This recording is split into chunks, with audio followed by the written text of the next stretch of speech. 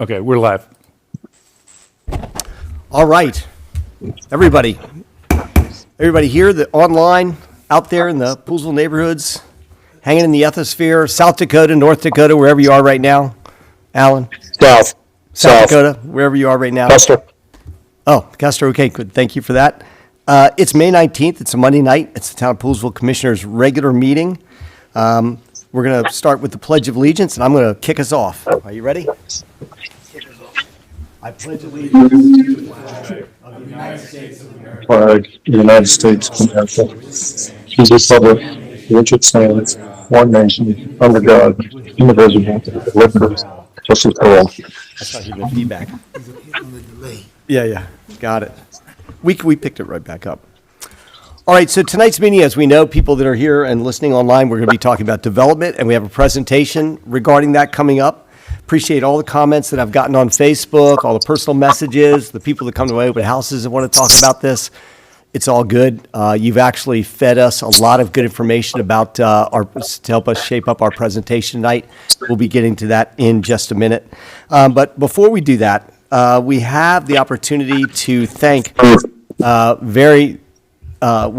our deepest gratitude, two of the guys that have absolutely served us with the highest level of integrity and dedication to the town of Poolesville. So, in some ways, being elected is got its own nuances, but to serve on our committees, there's no notoriety. There's no you're out in front of anything. You're in there doing the grunt work and the hard work that actually really shapes the town.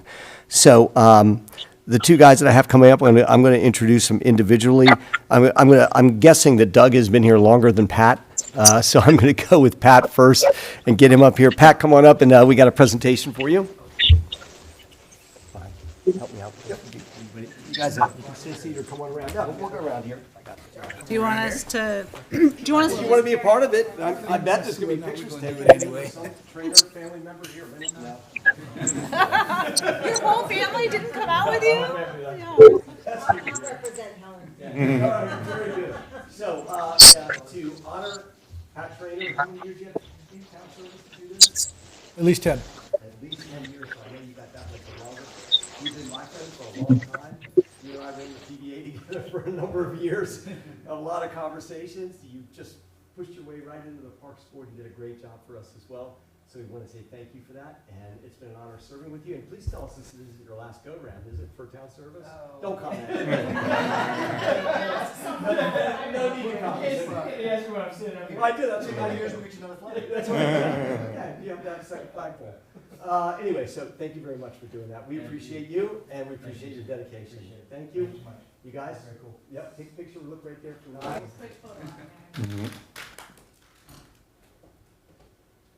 All right. Thank you. Thanks, buddy. Appreciate you.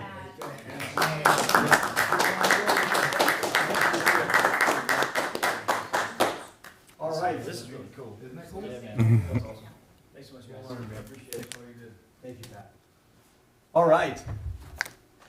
Look at that. Thank you, Brian. So it's not a mystery. Doug, come on up here. We're going to talk about you. Come on, man. Got it? Center stand, watch the wires. Yeah, gotcha. Paying attention. How long did Doug serve? It was well over 20 years. Yes. We only get one flag. We think 20. Yeah. You promised 2 flags, Brian. Oh, okay. I got you. Sarah.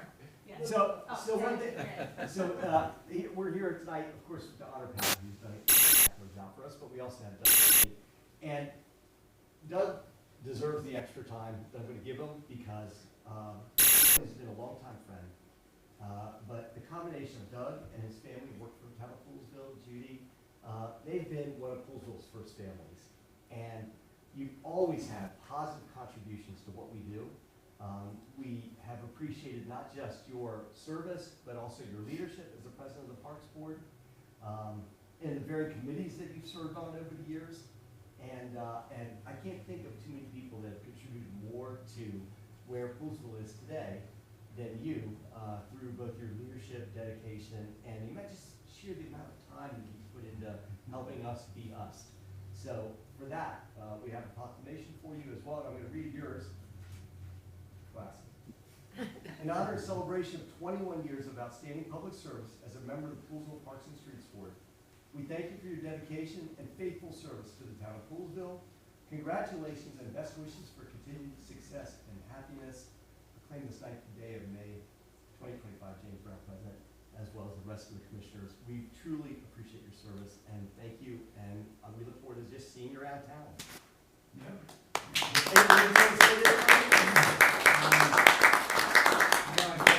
Other than, from my side, Jim's right, it's stuff, and, one thing I used to do when I was in stuff, if we had meetings in here, I said, if he had meetings or something, every time he walked that door, I said, don't worry, we're not committing to. Yeah, thank you for the reminder on that, I appreciate that. It's all good. Yeah, no, Doug, you've done great things for us, period, across the board. Our modern park system, I mean, there's too much to say, really. You've just been a gem for the town. So, I also mentioned his mentorship, right? Think about all the people that started on the Parks Board. Other things, and a lot of that had to do with Doug's involvement and his leadership, so I want to thank you personally for that. yeah, that's I gotta test those. And all the future young leaders he's created through Scouting. Scouts, yeah. Yeah, thank you. Big impact, big impact.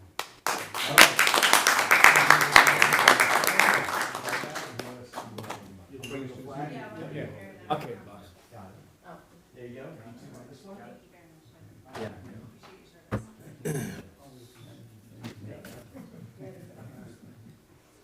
Thanks, Doug. Thank you. You made it. And no coup. You got coup tonight? Okay, good. That's right. All right, thank you, Doug. Appreciate you. Thanks, Of course, thank you. see me roaming around. I'm sorry. I like it, always. I walked around. I'm good. Thanks for moving for me, at least. Thanks, man. A lot of good times. Thank you, Pat. Good seeing you, buddy. Sure, Pat? Yeah. Yeah, you want to stick around for this one? Yeah. See you, Pat. All right, Pat. Take care, Yeah, man. no, truly, I gotta get my kid to practice. All right, good we enough, get good it. enough. See you guys. Good night. Don't all these kids drive now? You still got one young one. Does he? You still got one. Yeah. Yeah. Oh, that's too funny. Are we okay over there? Okay, good. All right, very good. Those were our two great Poolesville citizens, period. So that's all we can say about that.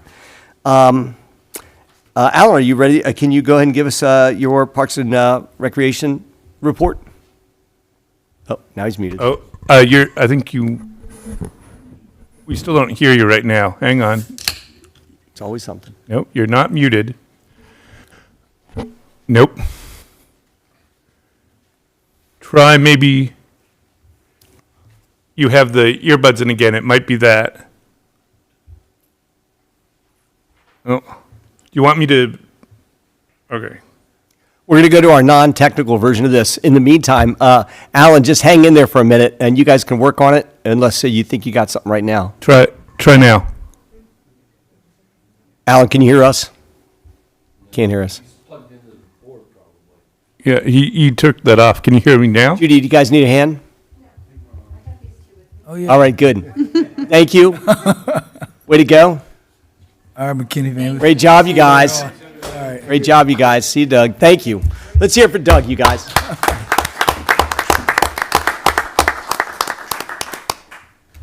All right. Alan, can you try, oh, no, he just popped off for a second. We'll jump. Okay, that's okay. Brian, are you ready to go? I can go. All right. So we, Planning Commission met last Wednesday, the 14th. With our turnover, we welcomed the new Planning Commissioner, Stephen Kidd. Steve's here. Steve. All right, Steve, in person. Had a great first meeting. And with that, we also had to elect a vice chair because Chuck Stump, who stepped down, was our vice chair. So we elected Martin Radigan, familiar face, to be the vice chair of the Planning Commission. We also went over the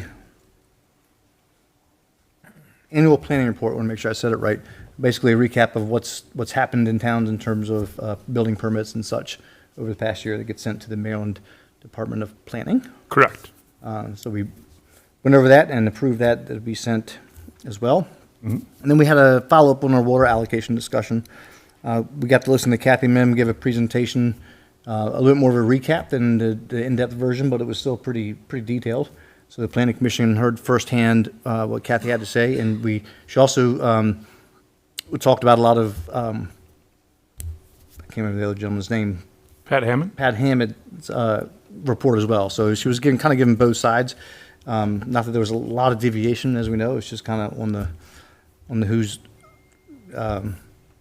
climate change that are going to follow. So no decisions after that. Some more time to deliberate. We also wanted to give this meeting a chance to be presented and recorded and take that into consideration as we move forward making a decision on our water allocations. Very good. Thank you for that. Appreciate that. And I know that lots on your all shoulders. Keep up the good work. Yes, sir. Got it. Which one of you two wants to go next? Okay, there's a lot to cover in fair access, so everybody feel free to chime in if I'm missing something. Yep, no worries. We are thick into planning for Poolesville Day already, the Poolesville Day breakfast, and so we've been working on the agenda. We are, part of that is deciding how to focus our time. And we are thinking of focusing on the pool bubble, as that is kind of our next big push. We've gotten the funding. We've gotten some fantastic capital funding from the state, our state representatives in the state budget. We have an appointment this Thursday to talk about the pool bubble with some Department of Rec officials. And the goal is to get it in the FY27 budget. We also are exploring options for how we could be inserted, obviously sooner if an opening comes up, but that's probably the most realistic goal is FY27.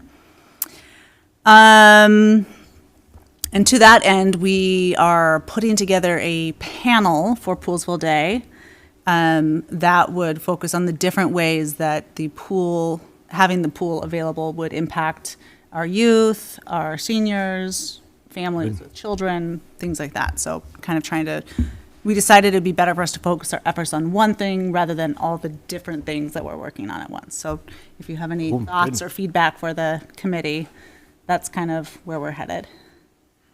Keep the funding in place for the community center. Yes.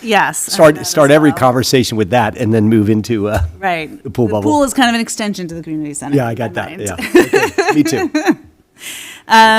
We're going to start sending out save the dates for that right after Memorial Day, including the governor and other public officials. Let's see, what else? Oh, we did have a reporter from the Washington Post reach out, and I know that you, Jim, and Link interviewed with her about White's Ferry, and we are somewhat optimistic, if it actually gets published, that having somebody report on it from the Washington Post will elevate the conversation and hopefully highlight some of the dysfunctionalities in the negotiation process. We remain ever optimistic that we will make progress on this. So we'll see. Yeah, and I think that's it for Access Committee. Is there anything else you want to add? I think that covers it. You're going to talk about the ribbon cutting for one? Yeah, that's fine. Or either one of you guys can. That's fine. Now I'll let Ed Gungoff finish up. Add that to yours. Yep. Yeah, and just for Sustainable Poolesville, there's nothing new since our last meeting. We'll meet on the 28th of this month. And so right now, there's nothing more to report. Jim will talk about the ribbon cutting with Wonka. I'll save that for him. But in that vein, on Saturday, I did go over to, let's see here, went over to Suburban Hospital for an event that they had on, it was a behavioral health symposium. And then I got a chance to meet a few people and then talk about how do we help share the resources that are being shared with the community, in that community, how to make sure those same resources can get shared over on this side of the western Montgomery County. So we had some really good conversations, and then I had talked with one of the executives at the hospital and invited her to come out to the ribbon cutting. Oh, good. So we'll see how that plays out, but I'll continue to develop that relationship. And she lives out in, I want to say in Billsville. So Nice. we'll see how that goes. Good. I'm I have one I'm excited. more- Go ahead. One more thing that I remembered, not Fair Access Committee, but I was able this weekend to attend the dance performance put on by Hope Gardens. And there was a big shout out of thanks to the commissioners and to the town for the mini grant that helped fund their backstage curtains. Oh, yeah, great. And I got to see the curtains in action, and they added a whole nother level of sophistication and professionalism to our dance performances, and gave the performers a place to kind of stand off stage but still see what was going on. So yeah, and so we went to 2 performances, Saturday and Sunday, for that, and then also Riverworks had their wind ensemble performance. It was the very first performance on that new stage, Right. and anyways, everything, it went well. So it was fun that there were just so many wonderful arts and cultural events here in Poolesville during this weekend. Jim, I got one more thing. Yeah, go ahead. Ed. And then I also just want to recognize Richard King. And so some of you might know him, some of you might not, but Richard King, he had passed away Saturday before last Saturday, and he had a motorcycle accident. And so there was a memorial service at Hosanna Community Church over on Friday, and it's probably about 500 or so people at the church. And so Jim and I, we were there, but Richard King was well known by a lot of people in Poolesville, and as evident, he was well loved, died too young, but definitely wanted to acknowledge him and his family. He has deep roots in Poolesville. Yeah, thank you for I'll mentioning that. pass it over. No, I appreciate that. Richard King was a good friend for us, and very tough to see him go, and very moving ceremony for him as well at Hosanna Church on what day was that? Friday, I guess. Friday. Yeah, that was amazing. So yes, thank you, Junebug, as it would be. Yeah. So good guy. As Sarah said that, and Ed mentioned too, that we're going to be, and I think Brian's even RSVP too, that we're going to be going to the WUMCO's going to be hosting the ribbon cutting for their mobile clinic van, which is a pretty amazing thing by the pictures from what I've seen. And this is just a huge, huge move for us in the Up County to have this mobile van. I thank everybody on Fair Access, Link, of course, Katie, Melissa at WUMCO, all the WUMCO wind beneath their wings there. They've done a heck of a job, and that mobile van is spectacular. So I want to know if they'll let me take that like to a tailgate or something like that. I mean, it's got everything in it. Only if you're raising money. Shots for everybody. Right. I mean, if you want to have a proper By ribbon. that, we mean vaccination. Vaccination. Right, I was going to say, we have a ribbon cutting at an event. I think that would be great. I'd love to do that. But anyway, so that's this Thursday the 29th from 12 to 1:30, and all the commissioners will be there. And, of course, if whoever can come make it, that would be awesome if you can. And we'll be standing tall and representing and thanking all the people that have put it together to make that happen. So that's going to be a big deal for us. We also, Link and I met with a group that is trying to start a co-op in Luckett's. Niall sat in on the meeting. And the meeting was actually really interesting to talk about all the different ways that you can look at a co-op. And again, everybody here, it's probably part of the problem why we haven't gotten really launched yet is because it's probably my fault, because I keep thinking that, we've just got to have, it's got to be a grocery store. It's got to have all things groceries that people want. But in the end, we could be talking about something that really does have groceries, but it's also a real community meeting space. And that's what Luckett's brought back to us, was to talk about how that really works for their community, how that they see that going. Yes, goods and services will be sold, but it's more of a community meeting space that will also have groceries. We talked about synergies between a town their size, much smaller than us, and our town. We also talked about our efforts, and it gave Link and I a chance to pause and have a conversation afterwards that was supposed to be about 5 minutes and last about an hour, trying to like, how do we reset this? We also had good conversations with Derek Longbreak, who has spurred us on, and Derek was in on the meeting too. He's one of the ones that arranged it, spurred us on to have this conversation. So who knows? Hopefully we'll have a little bit of headway on this. We've got a couple new avenues we're exploring. Don't give up the ship. It was a good meeting, and we've had a couple meetings with some people afterwards as well to talk about it. I did want to mention too, everybody, I don't know if everybody here may know Darina Kalir. And so Darina, and this is the Barnesville segment of your Poolesville meeting. Darina lives in Barnesville, and she is going through a dog grooming class, and she needs a few more dogs. And she sent me a note just now to ask that if anybody that's listening, if you want to have your dog groomed for free, that you can give her a buzz through Facebook or any which way to reach her. She's in Barnesville. I also want to say too that I got a nice note. Barnesville Town Council had their elections recently. And Darina's mom, Mildred, is the longtime mayor for the town of Poolesville. Lovely person. Always had her hand on the tiller just the right way for that town, as far as I'm concerned. Was very, a very good mayor for a small town. Also had to fill the shoes of some legends that have been part of Barnesville in the past. And we had a whole new,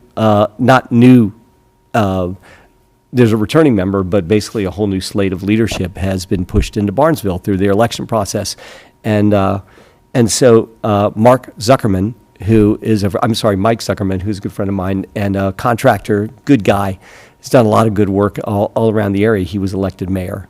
So it's a guy that I've mentored over the years. He just wants the best for Barnesville. And he's got some good plans and nothing too radical. And anyway, so if you guys run into Mike, make sure you say hi to him. And his other, they're actually, it's tough because they hold their meetings the same nights as we do. So we can't, I've been their meetings when we've canceled and they'd like to come to ours, and hopefully they will one of these days. So anyway, that's it for my news. Am I missing anything from anybody? I got Darina, mentioned Mildred, New Barnesville, co-op, ribbon cutting. Okay, good. All right, guys. Yep. Can we try? Alan, you're back. We got him? there we Good. go. Alan's back. Good. I'm just listening to everybody speak. That's okay. No, Alan, I think you're with us. I'm glad you're here. Go. Nope. All right. So real quick with the Parks Board meeting. Obviously, I want to give, now that you can hear me, my thanks and gratitude for Pat and Doug for all their time and dedication through the years and what they have created as our park system, our streets, working with us and our town members. It's a tough job at times, but it's a lot of dedication, and I do appreciate their time and then effort. Moving with the new business, we have appointed 2 new Parks Board members, and they are going to be Mike Buck, who's also going to be vice chair, and Ashley Springer, who's going to take over another one of the spots that have been vacated. A unique position that we agreed to is a liaison is Nicole Bocek. She's a junior at PHS. She has, extensive involvement. She wants to participate in a lot of the parks moving up. But I think it's a great position that we should move forward with, with getting some youth involved into the Parks Board so they can get an idea of how the civic responsibility in the community works. Anybody that's, 17, 18 years old that shows interest in becoming a Parks Board member goes a long way with us and the Parks Board and me specifically. But it was a quick meeting, and that was the appointments that we made. Moving on, Miles can elaborate a little bit, but we also had a substantial Spurrier Avenue speed study done because of the speeding that has been going on, the lack of stopping at the stop signs, so on and so forth. But Miles, we have not completed that study yet, or it has been completed? We did. We talked about it at that meeting a bit, but Yep.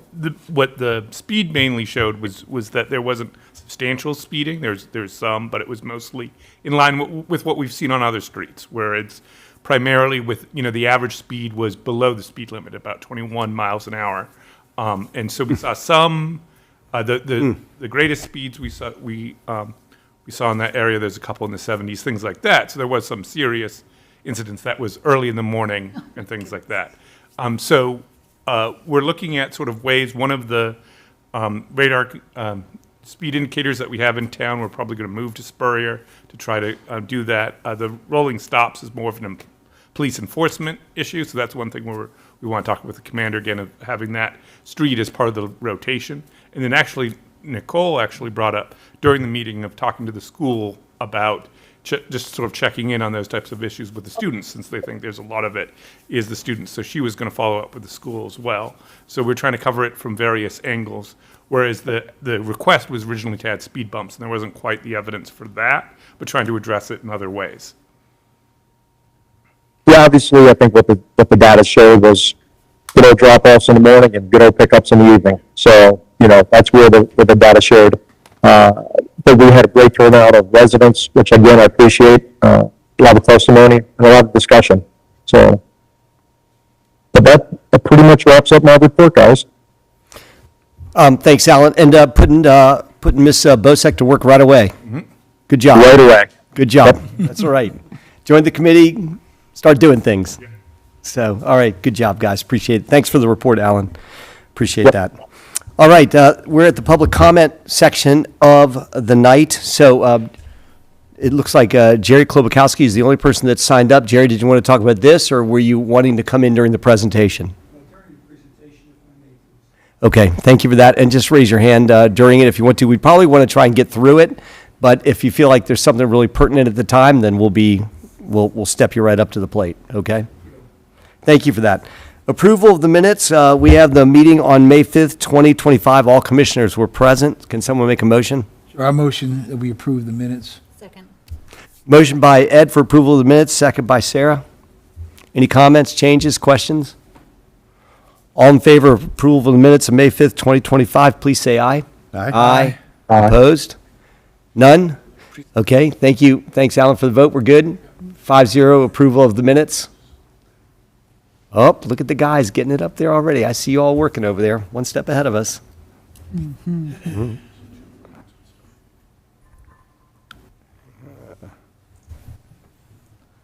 Hang on for a minute. People chiming in on text during the meeting. Are you guys ready to go? Okay, good. All right, so, tonight, I'm sorry, go ahead. Is that somebody that's going to be chiming in a minute? No, I think that was just Alan, I think. Alan, I don't know if you want to mute or not, Alan. I can do it. Okay. All right, guys, so thank you again for being here tonight, and I'm hoping people are tuning in, but the purpose of tonight and really is a follow-up to our meeting on water that we had 2 weeks ago. I thought that was a great meeting. Full of really, really strong information. And I'm so thankful for the experts that we both employ and hear from. And that would be Pat Hammett, longtime MDE, and then our resident expert, Kathy Mim of SS Papadopoulos, who's been watching us and helping us watch our water for decades. So I'm really happy with how that went. On the heels of that, and always planned for, was to do the let the other shoe drop and talk about Poolesville development. We've talked about water.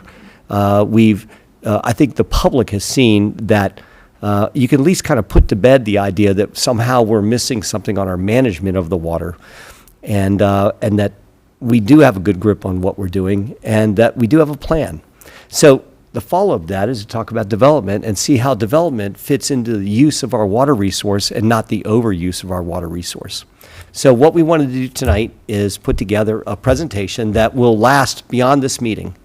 And it's something that we hope that our residents can tune into afterwards and take their time. They can always ask questions. In the hours since we posted the actual presentation, already fielded probably 20 questions on Facebook or text, which is great. And so we have this here tonight. But again, this will be a document that's accessible until we need to change it, until it needs to be updated, whenever that is. No plan anytime soon to do that. And then we open up the floor for questions. It'll also be, the document I'll be pasting it everywhere on Facebook and then I'll be available to answer questions based on that too. So, and then, of course, I don't make a move without talking to town staff about any of this, and also keep my fellow commissioners in the loop, which everybody's feedback has been wonderful. So, if you want to, Wade is going to kick things off. I'll be adding some color commentary where needed, and then we'll go from there with the presentation. It's going to need color because it is dry. It's more about the process and the planning of how it all happens. So nothing exciting as far as that goes. And like you said, the water component is not really part of this. The previous meeting we had is online for those that want to see that, as well as the recommendations from the hydrologist for where we are now with growth and development. So with that, I think you'll find out that most everything we do comes from the comprehensive plans that we create every 10 years. We're mandated by state to do this. And it typically takes 18 months to 2 years to be able to create these documents. A lot of citizen inputs, dozens of meetings, community surveys. We had a workshop out here at Wayland Common a couple of years ago for the community comprehensive plan we just finished. We've had charrettes in the past, all types of things to get as much public involvement as we can. And it's difficult, it's a challenge always to do. The plan has different components in it, and part of it is to look at potential areas for development, property rights, zoning issues, plan and account for resources, parklands, infrastructure facilities, and water capacities are a big part of it. There's a growth element and a municipal water supply element, both to this comprehensive plan that's been going on for, like I said, every 10 years. The town commissioners are able to sit in with the planning commission, but the planning commission really has autonomy over this process. The commissioners shouldn't sway what the planning commission comes up with until the proper time after this public input and the informational hearings that we have. And then the commissioners have an opportunity to comment on it, as well as state and county officials. And then there's a public hearing and the commissioners adopt it. So that's kind of the process of how the comp plan works. I've been part of 3 of the rewrites over the last 30 years. So the development process itself also, so when a developer comes in, all plans are submitted to the planning commission. They don't go to the commissioners. It's not their purview at all. The state actually gives special powers to the planning commission for full independent authority over these processes. Water and wastewater capacity plans, they're updated. We use Maryland Department of the Environment and staff. We work together and just report it to the Planning Commission, and then the commissioners get a copy of it also to say what capacities are available. The Planning Commission typically makes recommendations after a plan's gone through a process to reach development, and then the commissioners do have the authority, with the recommendation of the Planning Commission, to allocate water to a development. So that's really the only power that they have over development. And sometimes, we'll get into later, they could be done in like huge swaths of 408 homes, which we did with Winchester and Brightwell and Westerly Grove. They were all approved at one time in 2000. So moving on, we'll talk a little about the history of it. And I know everybody's probably seen this picture out there. In the early 60s, population was around 300 residents. Really, we didn't have much of infrastructure in place. We had a lagoon system and a wetland-style wastewater treatment facility, little chlorine and dechlor, and it was released to the creek, and then a couple wells online. So very, very rudimentary infrastructure at that time. But in the 60s is when all the infrastructure started getting built. So as we get into the 70s, population surge. That was the biggest growth period we've had in forever, actually. We grew about by 3,000 residents during that time period. We added the neighborhoods Westerly, Westmont, 3 townhome developments, the Wooten Heights, Summerhill, and Westmont, totaling about 948 homes. So after these developments, there was some catching up to do and some infrastructure finishing to do. We modernized the wastewater treatment facility, so it's the base of what we have right now. We added several wells, and then by the end of the 80s, the Seneca Chase was just getting underway. But this certainly was the biggest growth period that Poolesville's had in its history.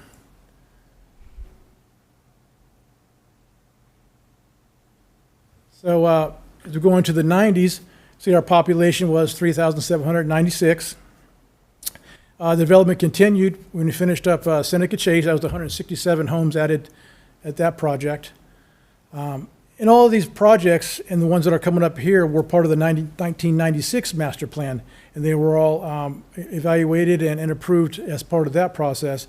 And that was talked about Liz's Delight, Meadowlark Estates, over by General Custer, and then Tama and Hunter's Run. And that totaled about 344 homes.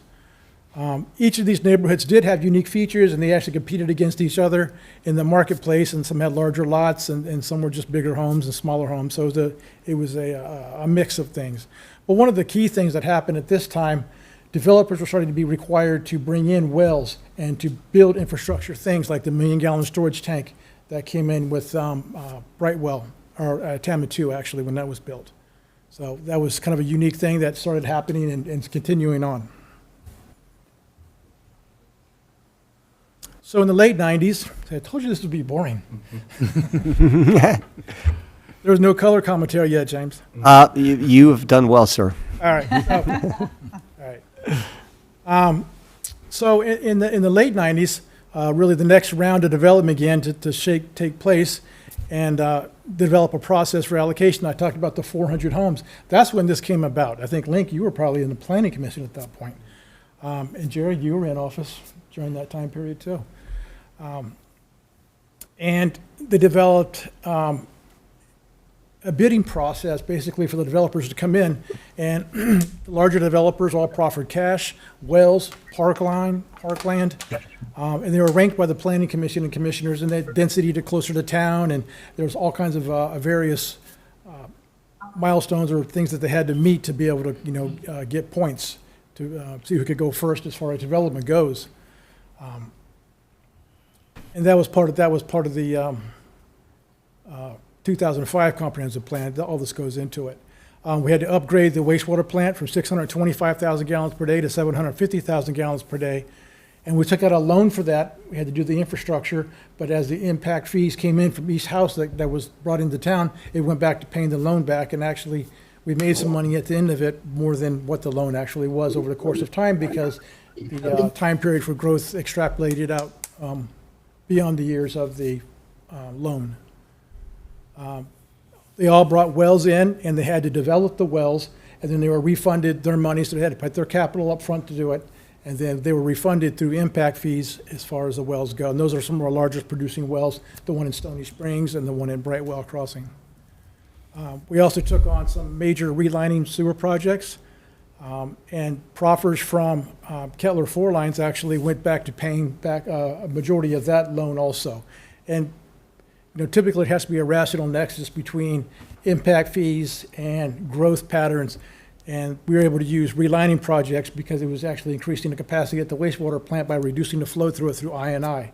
So that we were able to create that nexus. So my takeaway on this is that, and it's important to note, so the town, this is like multi-layered. It's not 3D thinking or 4D thinking or anything like that. It's just multi-layered planning that, as you watch and see how these developments, the ones that we're talking about in the 1990s and the 2000s, how they start to come together, it's kind of like, okay, well, these people are starting and stopping. That's that developer's prerogative. We have another one that may have started up that had been in the queue for 15 years. We don't control a lot of those things. Once the planning commission's made the recommendations and the commissioners approve the allocations, these kind of take on a little bit of a life on their own about how their timing is going to work. So again, the town got really good, and this was even before my era, but the town got really good at working their way through how best to tackle each one of these projects while other projects were going on. And that included maintaining what we were doing with our water, maintaining our infrastructure, getting loans for our infrastructure, knowing that we potentially have developments coming in, they're going to be paying for the improved infrastructure, not the infrastructure necessarily for those developments, but for the old ones that we've had. So this is a balancing act. I give Wade a lot of credit. He's been here through the whole time. And I give our planning commissions and our previous commissioners a lot of credit too. This is not just a single layer of thinking to put this together. I know a lot of our residents just look at it and go, do we have water or not?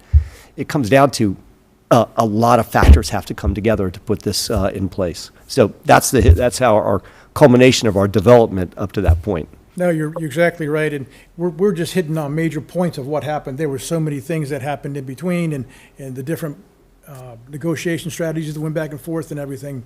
And we're talking, so this was the 2000, we call it the 2000 allocation plan.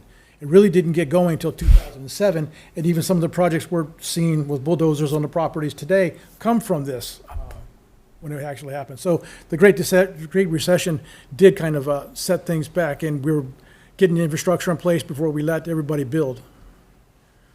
So the population census in 2000 came in at 5151. And during that time period, we did several things, and one was to develop the 2005 comprehensive plan. And it's neat to note some of the goals and objectives here. They actually decreased the population from 7,500 to 6,500. And that was a big jump downwards, and not a lot of support from the business communities at that time. They came out, I was actually reading some old, when we were putting this together last week, I was reading some old minutes and different stuff, and they were not happy. I'm sure. Supported the adopted allocation plan, the 2000 plan, and the impact fee schedule to provide the infrastructure for that. And that was 405 homes, several wells, and then funds to proffer for infrastructure improvements. We also adopted the Fisher Avenue Streetscape Plan. That's something the Planning Commission had been working on for some time. Advocated for the construction of the town hall and the completion of Wayland Commons. This was built in 2008. Wayland Commons was around 2000, and then Band Shell came in later. But there was a big focus on town center, pedestrian safety, how are we going to attract people to the center of town? And this really became the center of town because the center of town was up at the four corners up there, the stop sign, and it really kind of migrated down this way to really it's taken off. And I have to say, every one of these things that were goals and objectives in the comprehensive plan at that time, where we had residents come forward and testify that they didn't really care for the thought of us building a town hall or us spending money on Wayland Commons. Remember those, Jerry? Yeah. Unfortunately, the American, well, not unfortunately, but the American Disabilities Act gave us encouragement in order to build this place. Yeah, that's true, very true. So to Wade's point, this was a conscientious effort to change the tenor of the town without changing it too greatly by moving the center of town down Fisher Avenue, more towards our commercial zone, to where we had open space. Thank you to the previous commissioners, town staff for helping to create this. And the same thing with Dr. Dillingham Park, the future of our community center. Between, as time went on, the objective was, how can we create and we'll get into this, a vital downtown area while still moving it to an area where we could then build community. The purpose was to build community here at Wayland Commons, where we had the space to do it. As Wade probably alluded to, we drew up the picture of the band shell on the back of a napkin. Thank God the architects agreed with us on it to some degree. And the whole purpose was to, again, we knew moving forward, we had to build community. It was a great community, but it was expanding in ways that people weren't used to. We had to figure out a way to bring people back into our downtown zone, so. So just moving on, by 2007, 2008, that's when the allocations from the 2000 plan were actually released because the infrastructure was in place to support it.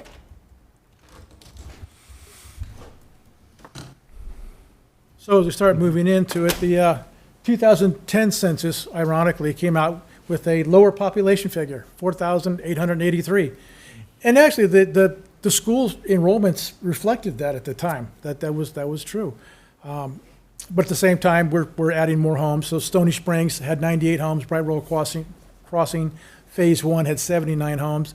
Russell Branch, a smaller little development between 107 and Hughes Road, it fronts both properties.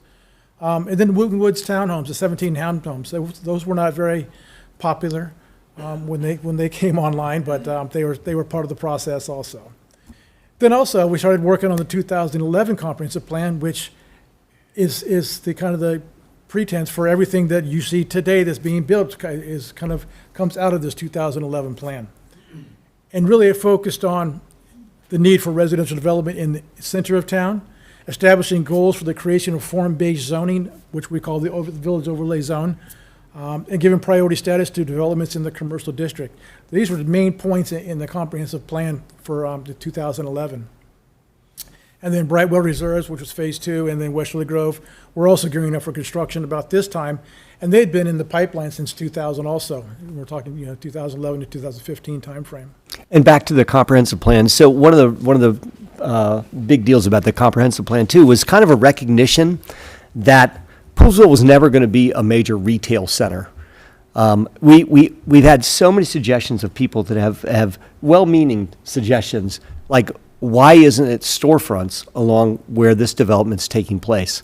But if you take a very hard look at our commercial numbers and the businesses that succeed in Poolesville, it was not in the cards to sit there and add more commercial space, which in the end could lead to more housing development.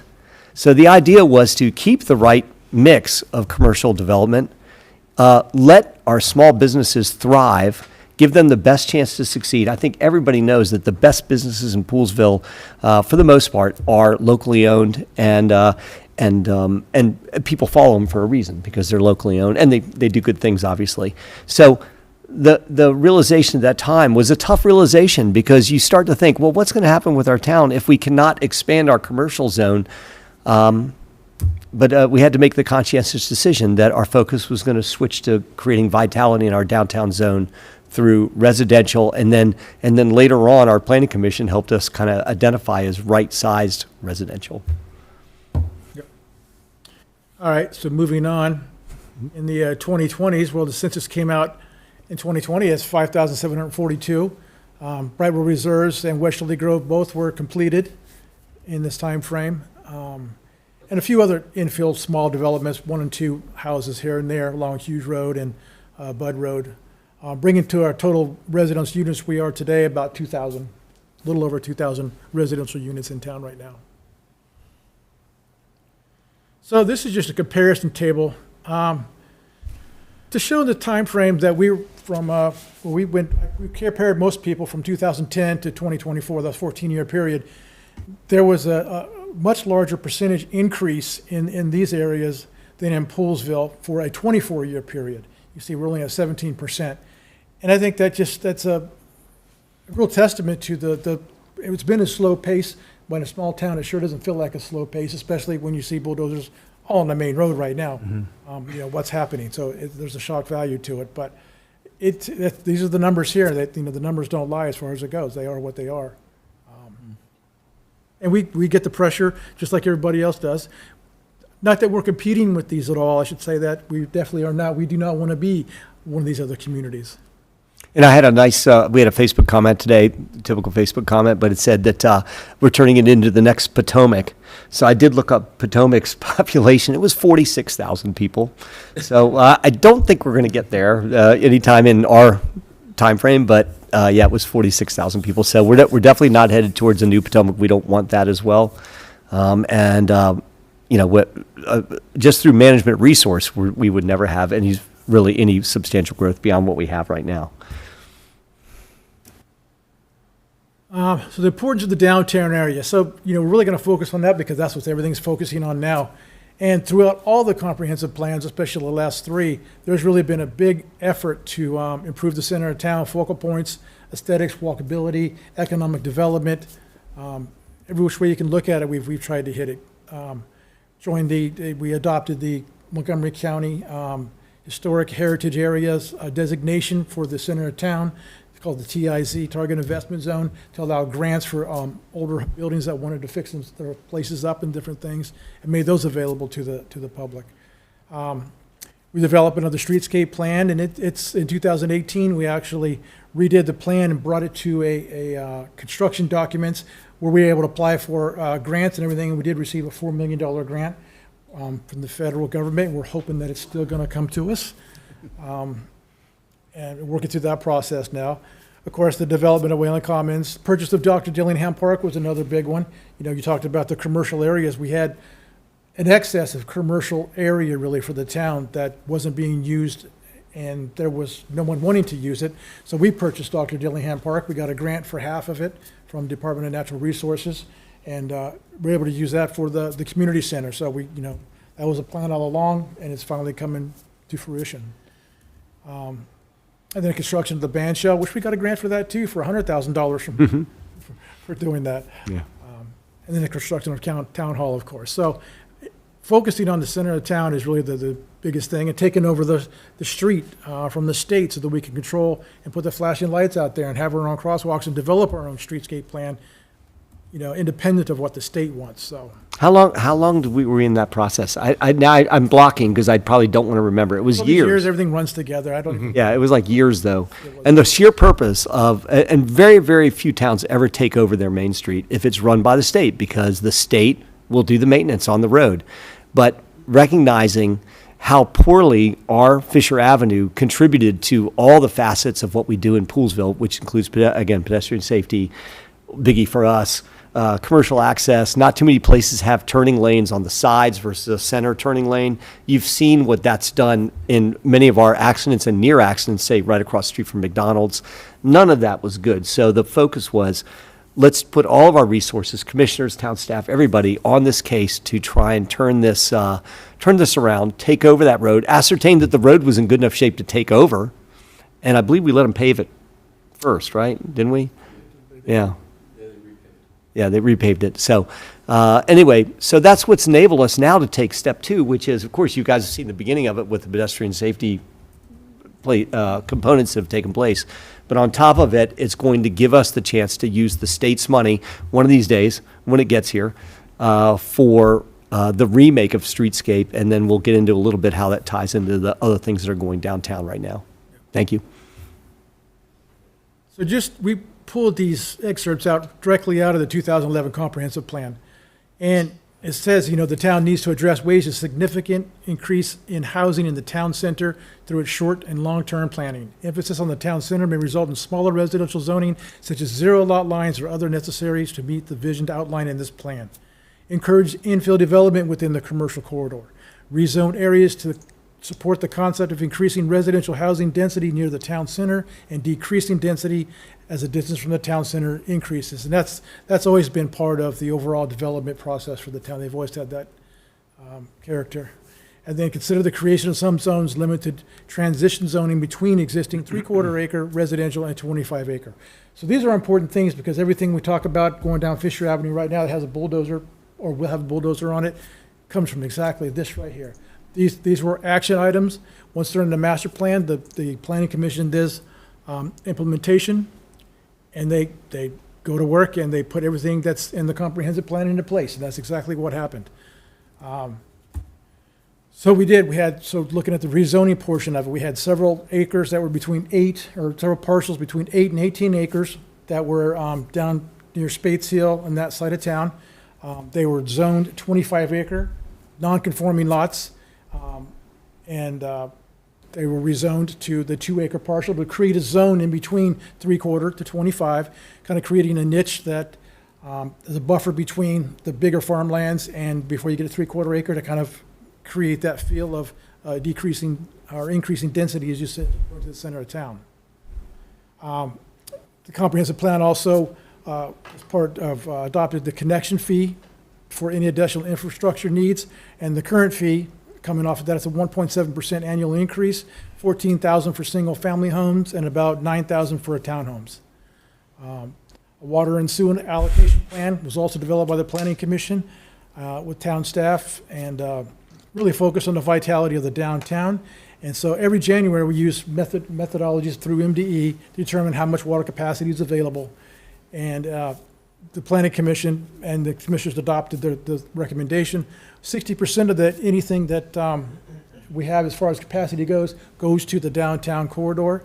30% gets set aside for the town buffer, and then the other 10% could be for 1 or 2 little lots out in that have just a regular parcel that's recorded that has the right to develop. So. Yeah, one of the components to this is keeping in mind property rights, and we'll spell this out a little bit further as we go down the line, but the town obviously has to observe property rights. We have to recognize and have, we don't necessarily gear our zoning to someone's specific property rights, but it's a mixed marriage of what do they have the ability to do, what do we want them to do, and the town works together to try and figure out how that's going to work. So an example is, again, that PTR2 zone that we created, where it's not where you have a whole row of houses lined up next to a farm that's getting treated as a farm. So that's not the goal. It's to create a little bit of a buffer zone, and it also reduces sprawl, which is one of the reasons no one agrees that sprawl is a good thing. And we're very limited on our resources, and that's part of the overall plan also. We have to really plan carefully. So the implementation, an aspect of that was to create the village overlay zone. And this took us over a year to develop this. And really, we looked at several models that were out there. And it was creating a aesthetic requirement portion of zoning, which is really not normal. Usually it's setbacks, measurements from the front, the rear, the sides, heights, things of that nature. This has to deal with materials, 8-foot front porches, hardy plank siding, architectural shingles, real stone on the porches and all the infrastructure or the front of the houses and stuff. So putting all that together in the architectural designs took a little while. And also part of it, they had to create walkable walkways going through it. They had to create streetscape if they were on Fisher Avenue. There were so many requirements with this. We didn't know if it actually was going to be used, but it obviously it is next door here, and it just provides the opportunity for higher density housing. They get higher density in exchange for building what we want them to build, and that's the genesis of it, really. And keeping in mind, keeping what we want them to build, there's some intentionality there. We don't have, and you hear the phrase, the missing middle all the time in real estate terms and in communities. And Poolesville's missing middle is not, everywhere could use more affordable housing. I'm not denying that. But our missing middle is we have no place for seniors to move down to, and we have new places for young people to move into. So the idea behind the development next door was every single time it's quality, no matter what. We want houses that will last and look great for 50 years or longer. That's always the goal. This is going to be our downtown for a long time. So the idea was to use zoning and apply the village overlay zone where the developer would accept it, that somewhat fills our version of the missing middle. And we'll touch more on that when we get into where we are today. So right here today on Fisher Avenue, we have 4 different construction projects going on. The Grace Cottages, Ferry Crossing, Estates at Hart's Farm, and Poolesville Crossing. So Grace Cottages, this was back on the 2000 allocation plan. It's near the intersection of Westerly and Fisher. The original allocation was for 6 taps on that property just because of what it was zoned for. It was reduced to 3, mainly because of land constraints and stormwater management and different issues that come up with, they try to develop it and get a plan together. So they're under construction now. They will pay have paid $14,000 per house in connection fees for infrastructure improvements, and it's developed by C.E. Rittinger and Family Builders. I guess other people that. Nice people. So, Wade, and just an important point on this too, is that you won't find a development in Poolesville that has not been reduced in size through planning. So, of course, most developers would love to just max out every place. This was a perfect example. There were 6 taps available through zoning for that property, and the property was cut down in size to 3 different lots versus 6.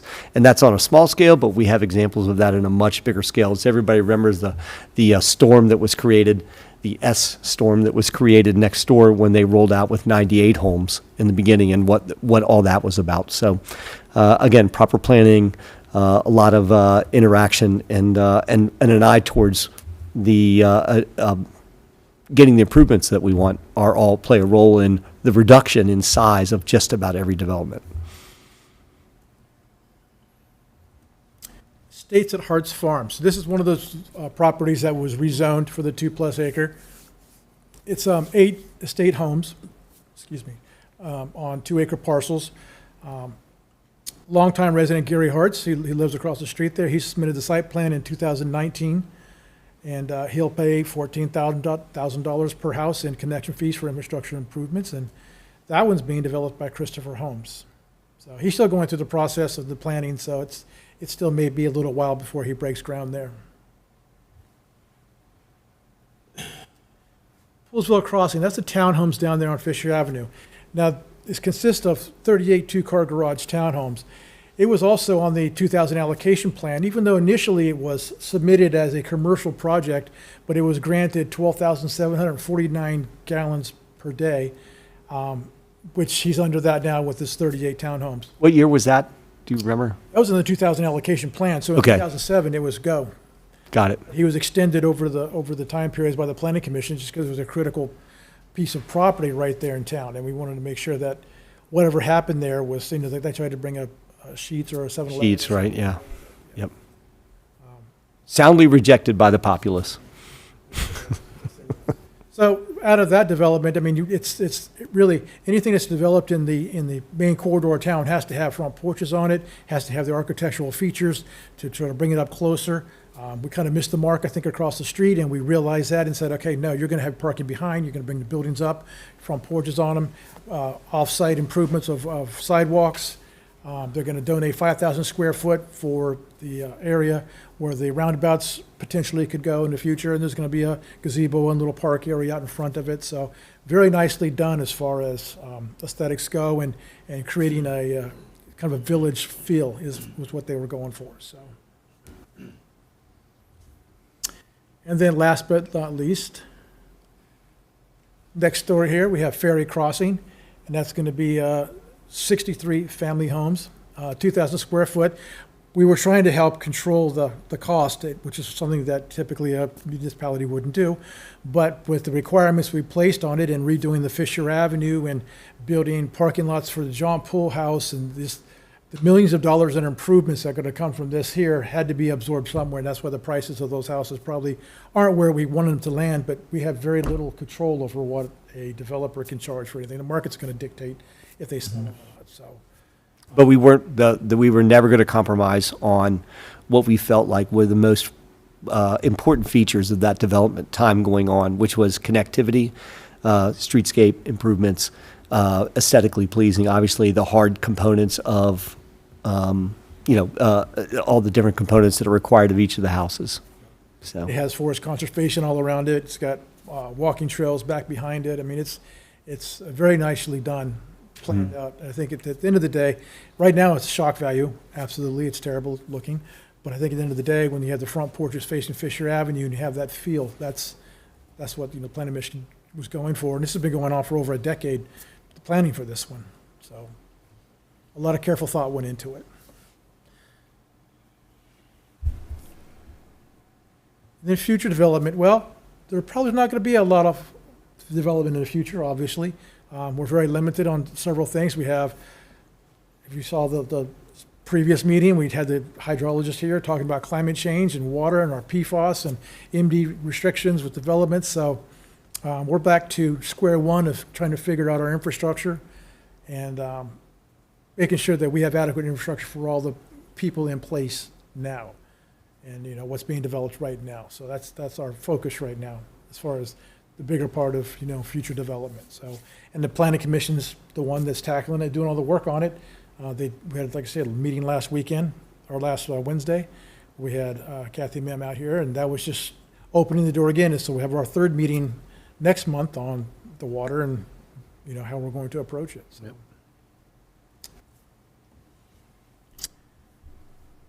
That is it for that. Now there is a lot of. And I don't plan to go through all these, but frequently asked questions, we can post them up there. Jim, if you want to talk about a couple of You can just give me the front page and I'll hit a couple real quick.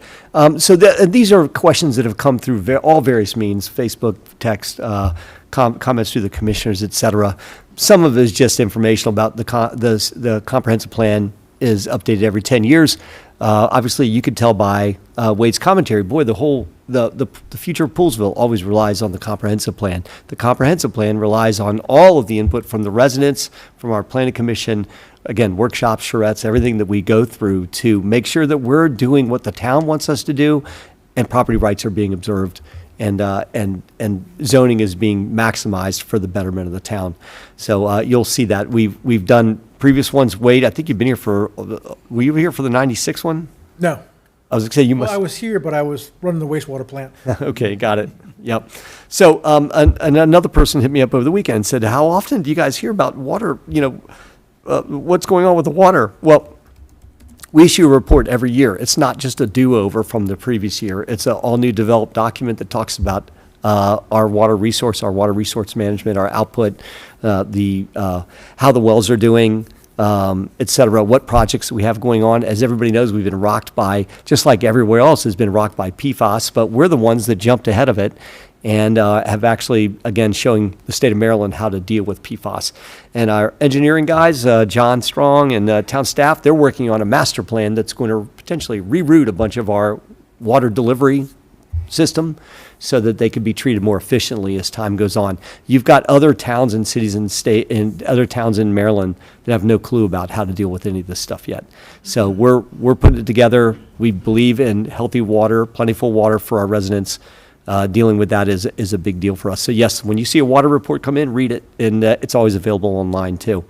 The developments that are taking place on Fisher Avenue, again, you've seen it, you've listened to the presentation. This is a coincidence, more or less, of the last 20 to 25 years of comprehensive plans, property ownership, submissions, changes, et cetera. Is it all coming together now? Yeah, but I said, and as we wrote in this presentation, it's actually probably a good thing because now we get to tie it into streetscape. And yes, again, people think it's jarring now, and I understand it is, and I get told this personally by people. It is jarring to see all this construction going on Main Street on Fisher Avenue. And I can tell you from our Westerly Grove subdivision, when it was built down by the golf course, as people would say, never really heard two peeps about this. But this is front and center for all of our residents, and we understand that. But the goal is that it's going to be spectacular, it's going to be long-lasting, and now with our timing, and if our timing can really manifest itself, it'll be tied into streetscape. So that'll be more construction disruption taking place, but we just have to live with it, and we're basically modifying Poolesville to take on the next 50 years through everything that we're doing right now. This was a good one.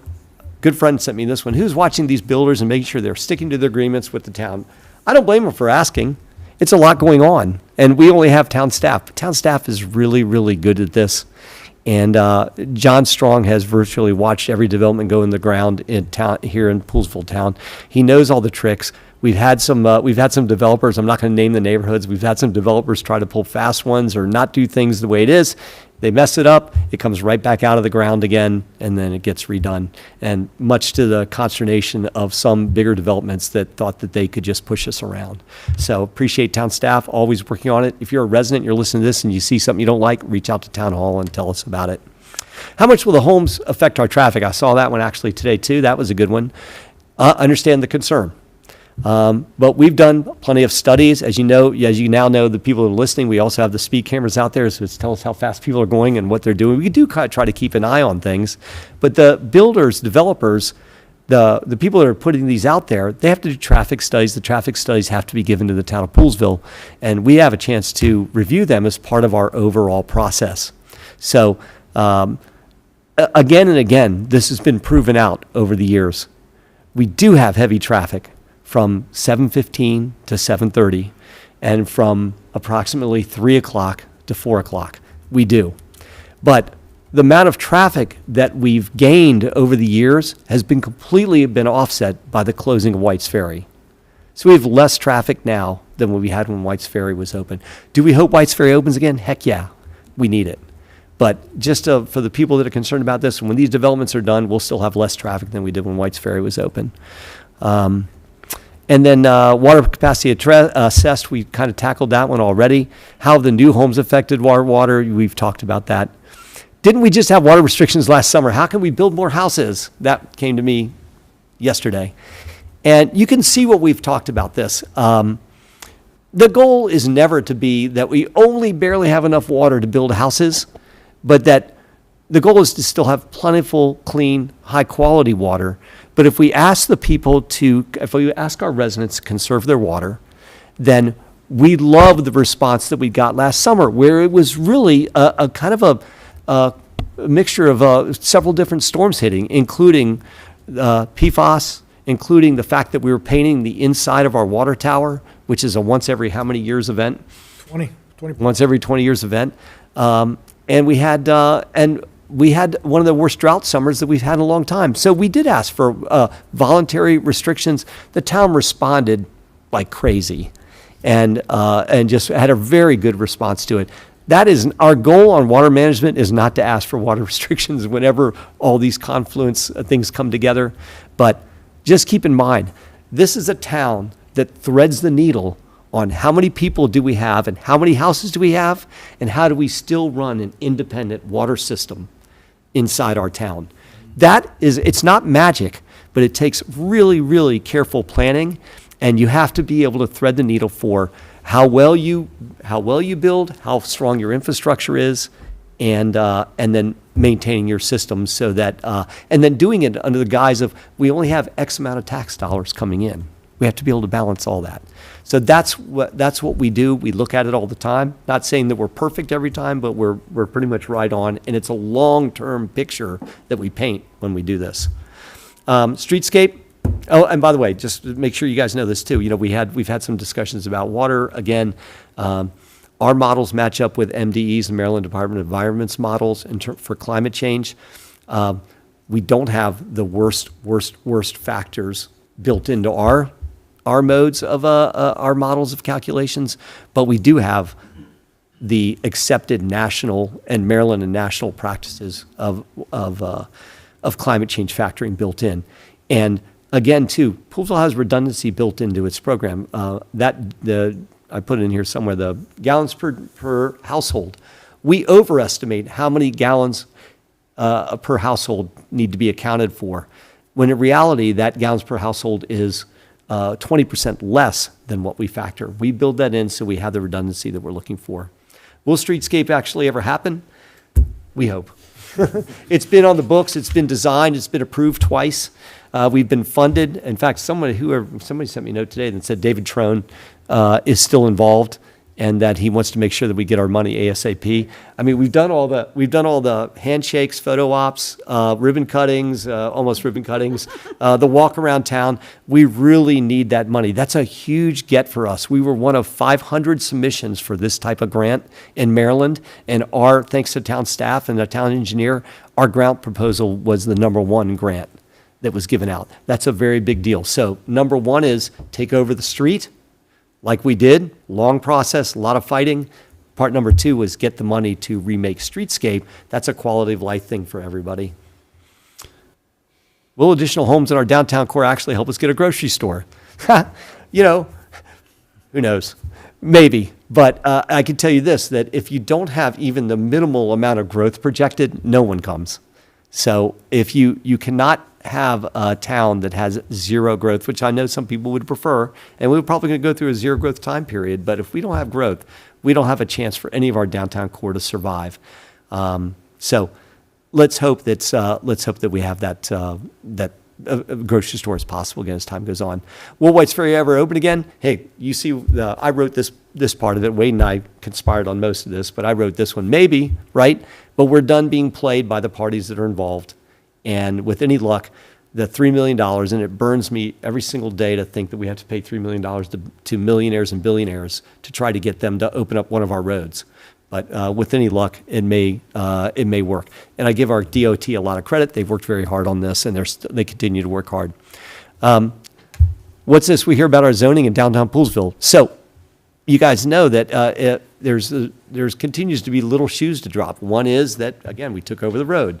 Second is that we essentially moved our downtown core zone from a place where it was really not sustainable to an area down here that has parks and is walkable and also interacts with our commercial zone really nicely. Up the road now, thanking our historical assets that we have in place and Historical Medley for being a very good partner to us with Old Town Hall and John Poole House, with Dave and Sandy from Locals, with the work that they've done at Riverworks, with our coffee shops that have popped up, K2 Cafe. The goal is, again, to create something special that's down there that's different special than it is right here. And I give our parks and our planning commission, they've got their work cut out for them, but we're hopefully going to create something that creates another cool, special place about Poolesville. Key factor, without adding residents. So It's how do you make a town successful without adding people? That's part of our thread the needle. Almost done. Why does it almost seem like Poolesville is continually growing almost too fast? So I appreciate this. Somebody called in with this one today. And the main thing again is, and Brian has brought this up several times, after Westerly and Westmont built, everybody was like, it's way too much. We have to stop. And I get that. And again, downtown, this is jarring right now. But in truth, we've had one of the most slowest, and someone will challenge me on this, slowest development curves of any successful small town in Maryland. When I say successful, I mean a thriving downtown area, successful schools. When you survey our residents, they're super happy about where we are and what we're doing. But this has been a very deliberate, well-planned, slow growth curve. One house per month average, one new house per month average over the last 25 years. That was a pretty easy calculus. Wade and I talked about it today. All the developments taking place over the last 25 years, average out by how many months? It's one new house a month. So guess how much Urbana's is? Now I know we don't really compare to Urbana, but you know how much Urbana was? Urbana was 11 new houses a month. We're one new house a month. It just doesn't compare. This town has a dedication to small town charm, small town heritage, preservation, et cetera. Do we need minimum growth? Yeah. I've surveyed every single one of these business owners along here. They're super excited about the possibility of having 63 houses, be able to walk across the crosswalk and do business at their business. They're very excited about that. Do we have enough water for the new developments? The short and the long answer is yes. And I throw it back on town staff because they have been doing the hard work on this for many, many years. Again, we have redundancy built into our system. Will things slow down? It's up to the Planning Commission to look at our water resource and decide and push us in the right direction there. But I would say that we're headed that way.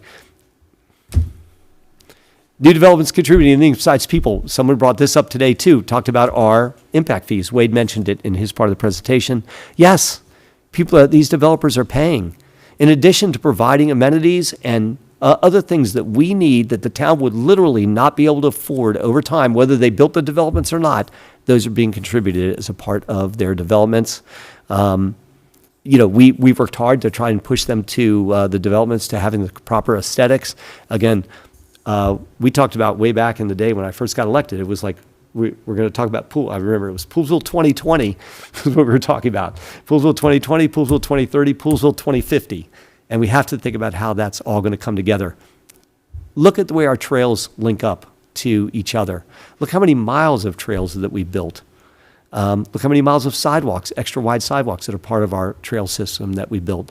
The 4 Quadrants Park master plan has been amazing. And it was just completed when we finished up the Stony Springs and the Brightwell Crossing developments. The walk away from this is, and this is the last one, the walk away from this is that despite what it may look to our residents, this has been a long-term planning process, and it's gone through generational change. It's not just, I've only been here for 18 years. Wade's been here for whatever time period. JRE was here before that. John Strong's been around. We have commissioners that have served in various boards. It takes a long time for all this to roll into place, and I want to make sure that people know that we're not pushing through the developments just because we can, or it's because we said we would do it. We did it because it made sense with both of our water and wastewater resources, our zoning and our planning, as well as our comprehensive plans. That's all I got. So, I know that left everybody speechless.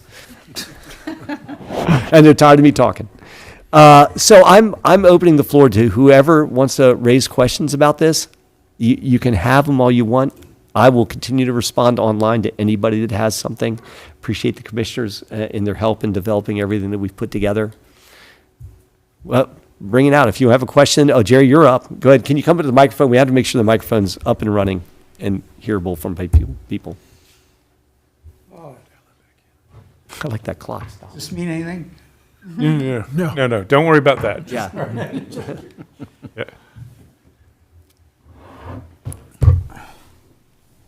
Good evening, Jerry Klobakowski, 17300 Fletcher Hall Road, Poolesville, Maryland. Yes, it has been a very long process to get where we are today. with a lot of dedication from the people of the Parks Boards, previous Parks Boards, planning commissions, et cetera, and commissioners. In the presentation, it said Maryland law empowers the Planning Commission with full independent authority over development process. I understand that, and I remember previous commission presidents always arguing, depending on whether it supported their argument or not, as to whether or not the commissioners had authority over the Planning Commission to basically not necessarily follow their direction. And we've gone over this several times since I was commissioner first elected back in '96. I guess my question is this: am I correct in believing that even though the Planning Commission has independent authority over development, that the commissioners can moderate development once it's underway if there are not proven adequate public facilities? And that, again, now Jim's pointed out, we think we have enough water. You know, it's like, I hope so. I believe we do, but I'd like to see a little more myself. And then the second question is, as Wade mentioned in the presentation, it was a policy established back in the early 2000s that anyone who's a developer and going to put a development in town will bring in a new well.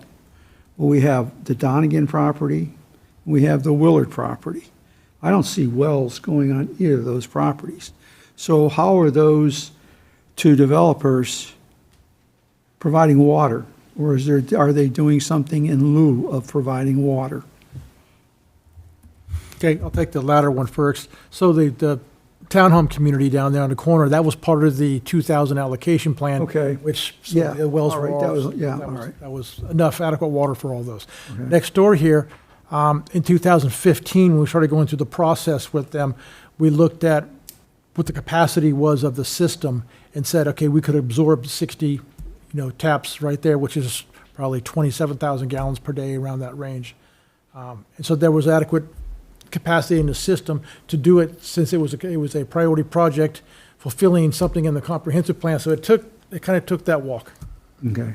And one other point, back in the slides, it talked about early development in the town. One of the reasons I got here in '81, and that's when Westmont, Westerly, the townhomes in Hoskinson and across the street in the Fletchall area along Wooten Avenue were built. And the reason we were delayed in building is because we had a sewer moratorium. We had to upgrade our wastewater treatment plant from the lagoon to what we have now, a sequential batch reactor. So I just point that out. There's one other thing, though, with the grocery store. I grew up in a small town in upstate New York. Really? Just, I had to get it. Perfect, man. But Perfect. we had two grocery stores, and as I recall, in a lot of other small towns that I've been in or near or around, those grocery stores, the property, the building, they were owned by the person who ran the grocery store. So they got all the benefits when it came to depreciation and tax benefits and everything else. And that's one of the big things we face, and that's one of the reasons with Roy and everything Selby, when he was here, that puts a pretty big kibosh on you when you got to pay, square foot charge, and then on top of that, common area charge and a few other things. So anyways, thank you very much, and it was a pretty good presentation. Well, the first question, so while the state does separate the powers, legislative versus zoning authority, there are circumstances that, yes, the commissioners can override in certain, like inadequate facilities or something of that nature. Okay. Thank you very much. Have a good evening. Thank you, Jerry. Thanks, Jerry. Why is it I always come here and I start losing my voice? I know you wish I would. I was going to say, maybe it could read my mind. Thanks for that, Jerry. Really appreciate that. Does anybody else want to come up and give commentary? Come on up and introduce. I'm loud enough, I think all of you can probably. Wait, but It's the the microphone can't hear you. We had complaints about that last meeting, so. And just give us your name and Jacqueline address. Zaransky, 16915 Hoskinson Road. First of all, thank you. I think you guys have done a really good job of being good stewards of the water system, but also of the growth. I think the concern is something you said. Is that the mid-range houses in this area, how are you all addressing that? I mean, right now you have developments that are building that are 2,700,000 for townhouses and starting at 700,000 for these houses. This town, what percentage of this town now has homes above $1 million? What is the percentage of our homes in this town that are above $1 million? How is anyone moving here that does not, the townhouses on Wooten are a prime example. Those were built as lower income houses or mid-range houses, and now even those have become somewhat out of reach for most of the young people that come in. So I'm just wondering if there is talk about the need from mid-range to low-income housing, and if there's any plan for that. And I can, and the other commissioners can certainly patch in, but this is a little bit in my wheelhouse.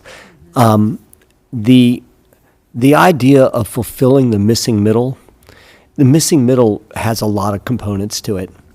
And what the town did and what we tried to do was, again, thread the needle on building a development the way that will last us. Not like we have some other developments that have not weathered well. And the goal is to have this development, say next door, weather well over a 50-year plus time frame.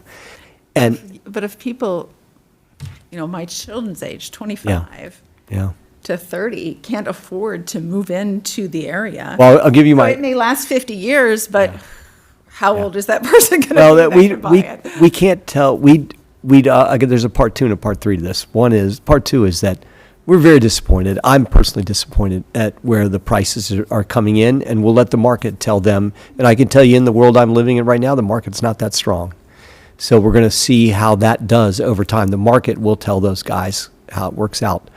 Another thing, too, is that we created a special classification in our impact fees or connection fees that encouraged both. We discouraged bigger houses, encouraged smaller houses, so that there's a chance at least that those houses can be affordable either now or as time goes on. There would be no chance of that if we had allowed bigger colonials to come in, which they had the full right to do that. That parcel in this section of town, commercially zoned except for the backside, that they could build full-size colonials on there. We'd never be able to touch them. Our young people, seniors moving down, et cetera. We just wouldn't be able to do it. So, yeah, disappointed. The town pushed hard to give us something that's affordable. It was pitched to us as being affordable at the time. As I told Jerry last week, it's hard to talk about affordable when you have your house was, not your house, but for example, your house was $500,000 5 years ago, and now it's $700,000. Well, that's essentially what's happened here. And it still is stay focused on the missing middle, stay focused on the bigger goals of the town, hope that the market, and through what we've already done, smaller houses and lowered impact fees, reduce their cost to the point that somehow it can become affordable. Well, maybe that middle has changed. I'm thinking of the middle differently than what this. No, I'm with you. Well, one of the components of the missing middle, and I appreciate you bringing it up, is, and I don't say this in any means to be degrading to any of the developments in our town, but I venture to say this is one of the few towns in Maryland where you can still buy a $275,000 house. It may not be the best house. You can buy a $275,000 house if you really want your kids to go to the school system, or you can buy a $2.5 million house. We have a little bit of everything in between. It's not, I agree, it's not optimum in terms of there was probably a lot of optimism and enthusiasm for something that could fulfill even better than what we're headed towards right now, but it may still turn out that way. Thank But I hear you loud and clear. What? I hear you loud and clear. Well, that's what everyone's talking about. Yeah, I don't blame them. Talking about the numbers, they're talking about the prices Yeah. of these places. Yes, thank you. I wish you'd put together a co-op of buyers that bought it and then, brought the prices down. Nobody makes a profit. But what happens when we build something that people really want? Yeah, Go up. yeah, the prices go up, yeah. And that's where we're headed, I think. Okay, Link, go ahead, buddy. Come on up. Identify yourself as a non-resident, please. So this means I can't speak then, or? You can speak. 3 minutes. I was a Poolesville resident for a Jackie, long time. thanks for the- I now live in Bellsville, 19430 Bellsville Road.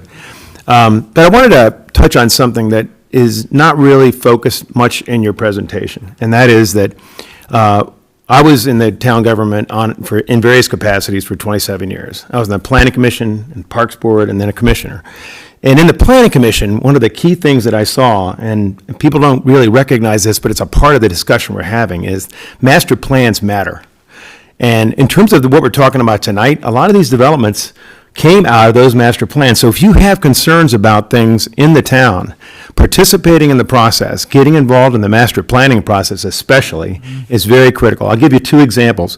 When I was in the 98 Planning Commission, we came up with something called the four quadrants park plan. The idea was that every quadrant of town, I'd have at least one major park in it, and then some smaller satellite kiddie parks. And it's become a reality. It's really what drove a lot of our park system, was that idea. The second thing was when I got elected in 2004, there's kind of waves of processes that happen in town government, and a lot of it has to do with what's really important at that time. So a lot of it was, before I became commissioner, was infrastructure. We had to get our infrastructure right. Our sewer system was in bad shape for a while. We had to do the relining, the I&I process. All of that was important. And Eddie Coleman, then the president, was really focused on that, and he was right to.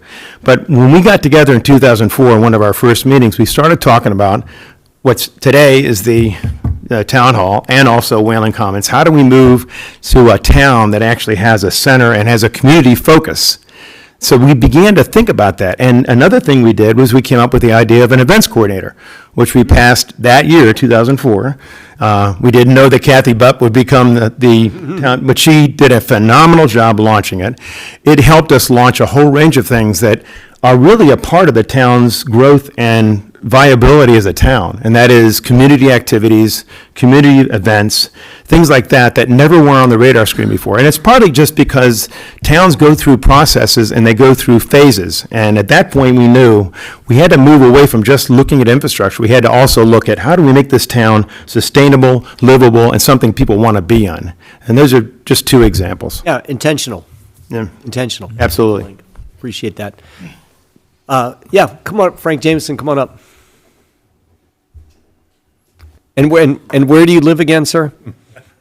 I just thought I'd get a couple licks in. 2 minutes. 2 minutes.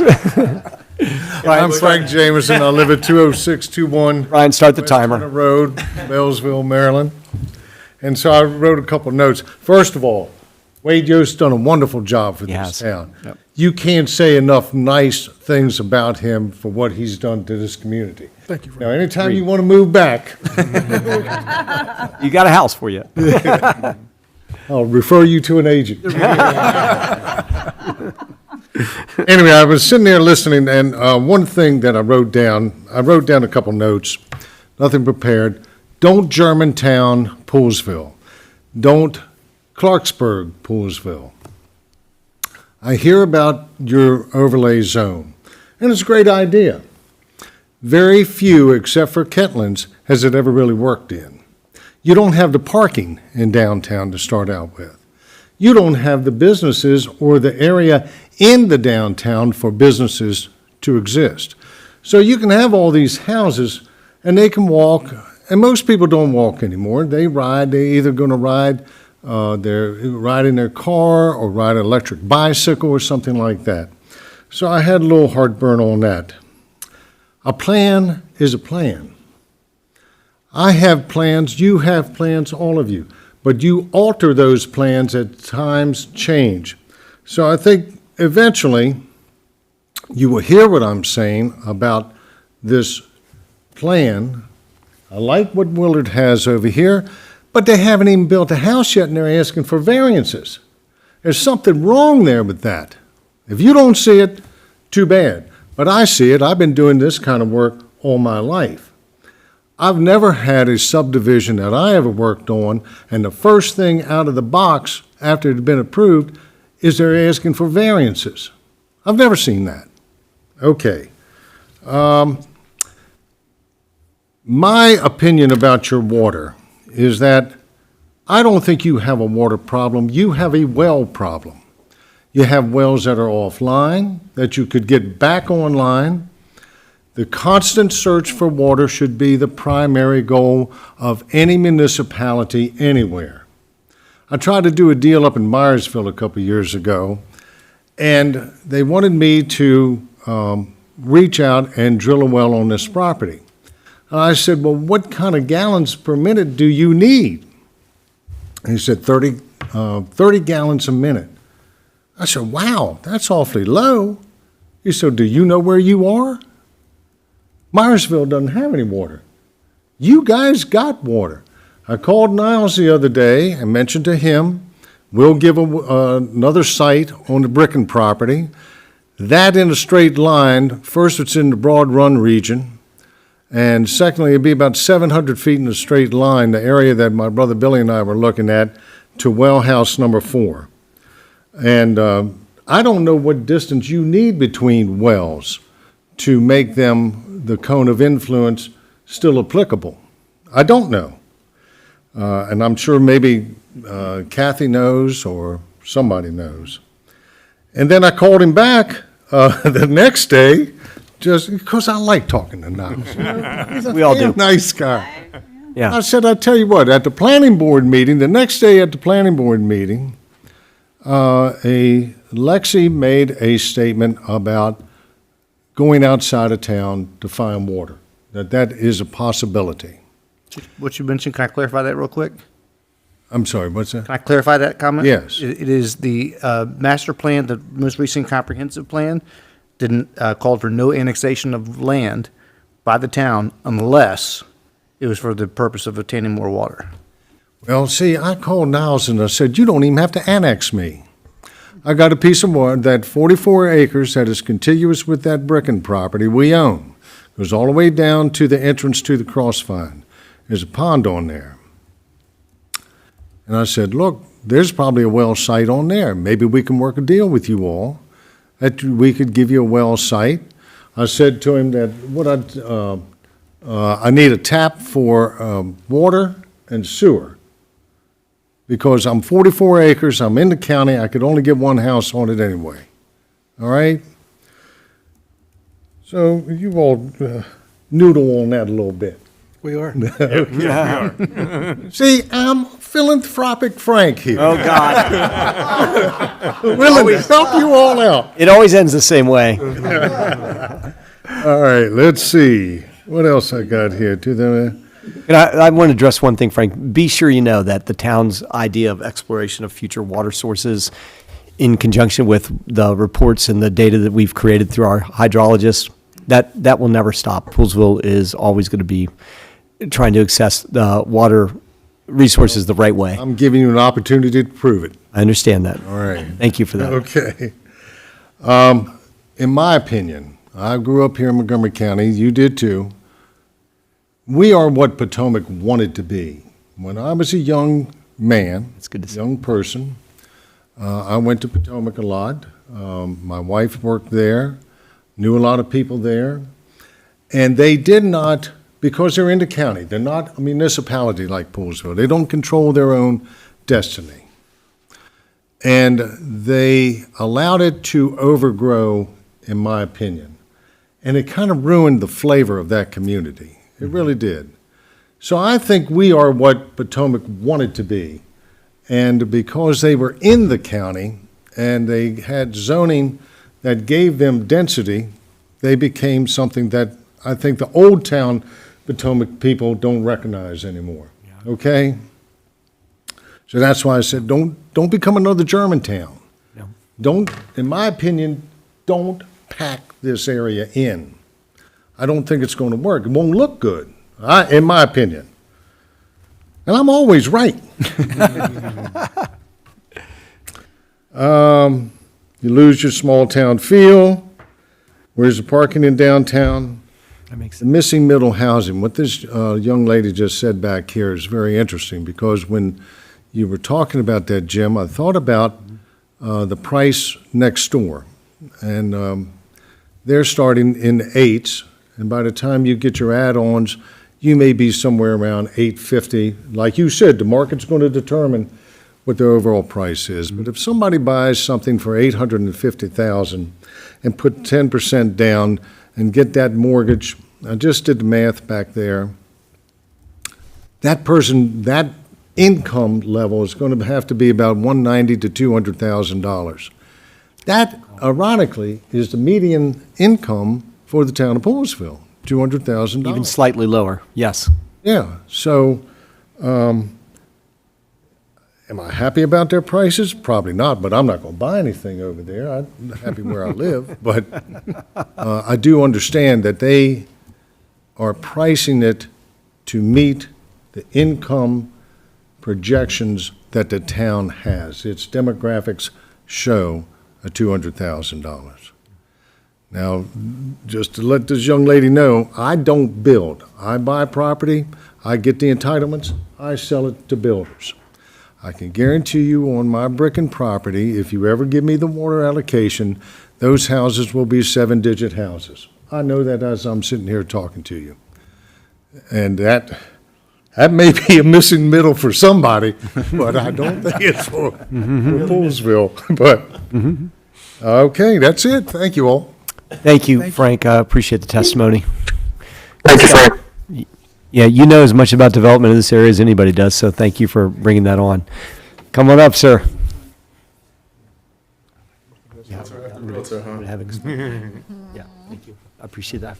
I'm Jonathan Harris of 17643 Coalhouse Road. Hey, Jonathan. And I have one question, well, a couple of questions, and Mr. Jameson here pretty much said a lot of what's been on my mind, so thank you for sparing me. But I am curious, how are we justifying, or how does it work for Poolesville Crossing to have the, was it $9,500 tie-in fee? Yeah, connection fee.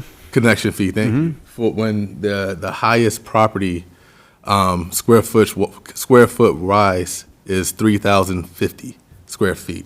Right, and that's I didn't spell that out as good as I could have on the FAQs today. It's a townhouse, and the townhouses just have a different rational nexus for how we develop our connection fees. So you're right about that. I put 2,200 square feet and below. Thank you for reading what I wrote. And it is, but in fact, a townhouse or a single-family home, 2,200 square feet or below, has the reduced connection fee. And I think I did say Poolesville Crossing, so excuse me. I meant Ferry. I know what you meant about. Yeah, there's a lot of crossings going on. Yeah, Yeah, so, there are. I get it. No, good point. You tell people who else you are.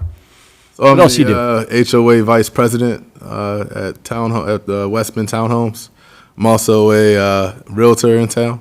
Yep, does a good job. So, and I appreciate all the work you do for the townhome HOA. We've had numerous conversations. You always do you're right on top of it. Probably the best representation we've had in a long time. Thank you for that. Yeah. Anything else you had for us? Just again, like Mr. Jameson stated, I do have a concern of just a lot of population coming into Poolesville. I come from Temple Hills, Maryland. I've seen what a condensed population looks like and what it grows to be. My mother would tell you her parents moved in to Temple Hills in 1955, and it is not the same by far. And I don't want to go into all of that, but I just beg that the commissioners do keep that in mind. Shall do. Thank you. Shall do. Thank you. Appreciate that. Hey, thanks, Jonathan. Wade, so back to one of Frank's statements about the variances. Could you guys, I don't want the people thinking out there in the internet land that the variance that they requested have been, they're asking to build another 10 houses, or what are they doing with those variances? Right. So the variances are were approved by the Board of Zoning Appeals, and they're fairly minor. They're about the adjustments of the houses on the lots themselves. So they ranged from a 1-inch variance to a 5-foot variance being the greatest one. And so they more had to do with the lot configuration and how the houses fit on the lots, nothing about the lots themselves.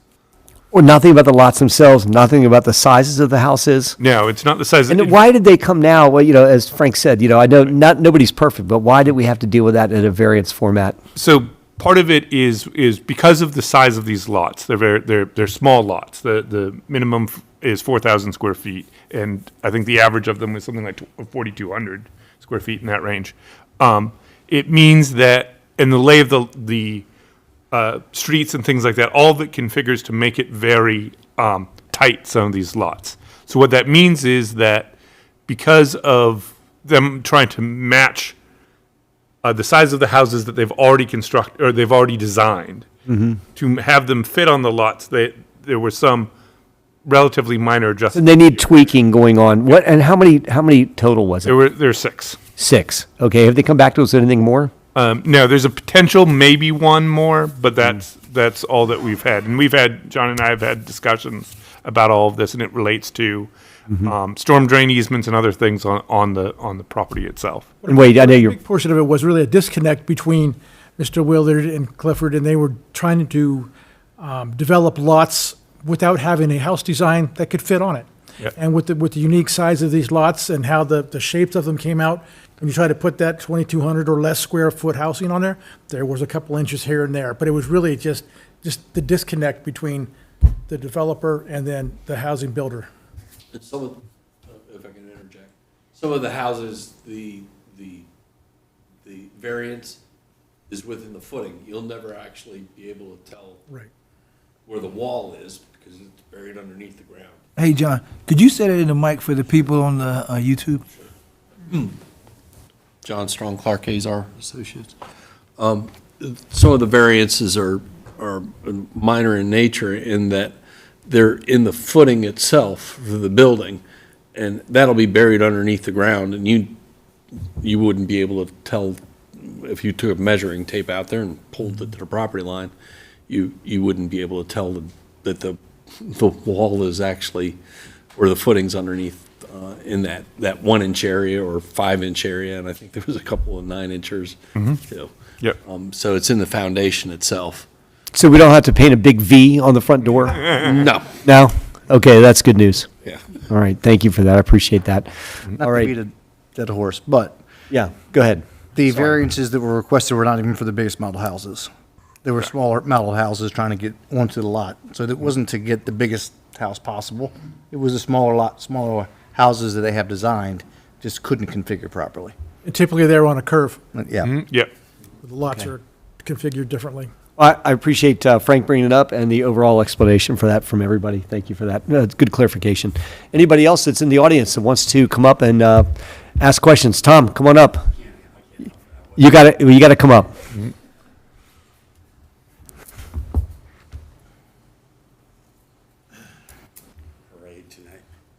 Tom Kettler. I actually live in town. 17917 Elgin Road. It was just an observation listening to all the comments tonight. And first off, I think the people in this town, and I've been working this town for a long time and sat through many planning commission meetings, many commissioner meetings, and, have worked with this town staff. And I can't say it enough and I've worked with a lot of areas, a lot of jurisdictions, a lot of counties, a lot of states. And this town is just very, very fortunate to have the people, all these volunteers that and I've been working out here since TAMA, which was, the late, 80s, early 90s. So I've been around a long time. But I sat there Saturday, and this is what makes Poolesville special. I sat there Saturday at 6 o'clock at Wayland Commons, looked and saw a sea full of people watching Essen Studio Ballet in a band shell that was nothing. There was nothing there 20 years ago. I looked around and I saw homeowners who bought my houses, or houses that I built, that came to this town and became connected to this town and got involved in this town. And it really, and it's why I get up every morning and do what I do. Obviously, it's an avocation, it's a job, it's what I do, but it's more than that for me, because when I see, and there are people on the Promise swim team, you just go on and on and on. And so I think that people have to sort of keep that in mind. It's fine to talk about numbers and, you know, and nobody likes change. Nobody likes change. I mean, I'm in the business of change because everything I do changes something that was here before.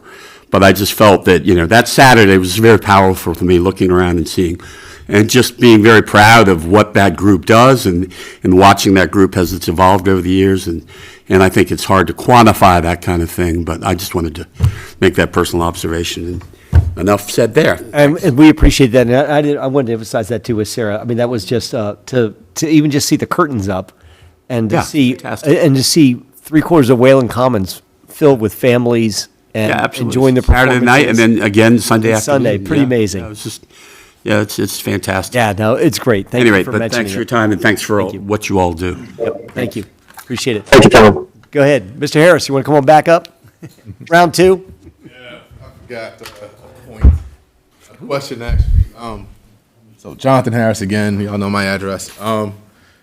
My question was, we're talking about grocery stores, and I know that at one point, the co-ops were on the menu. You guys were talking about that. Whatever happened to that being a possibility, and just where are we on that as a potential for the town?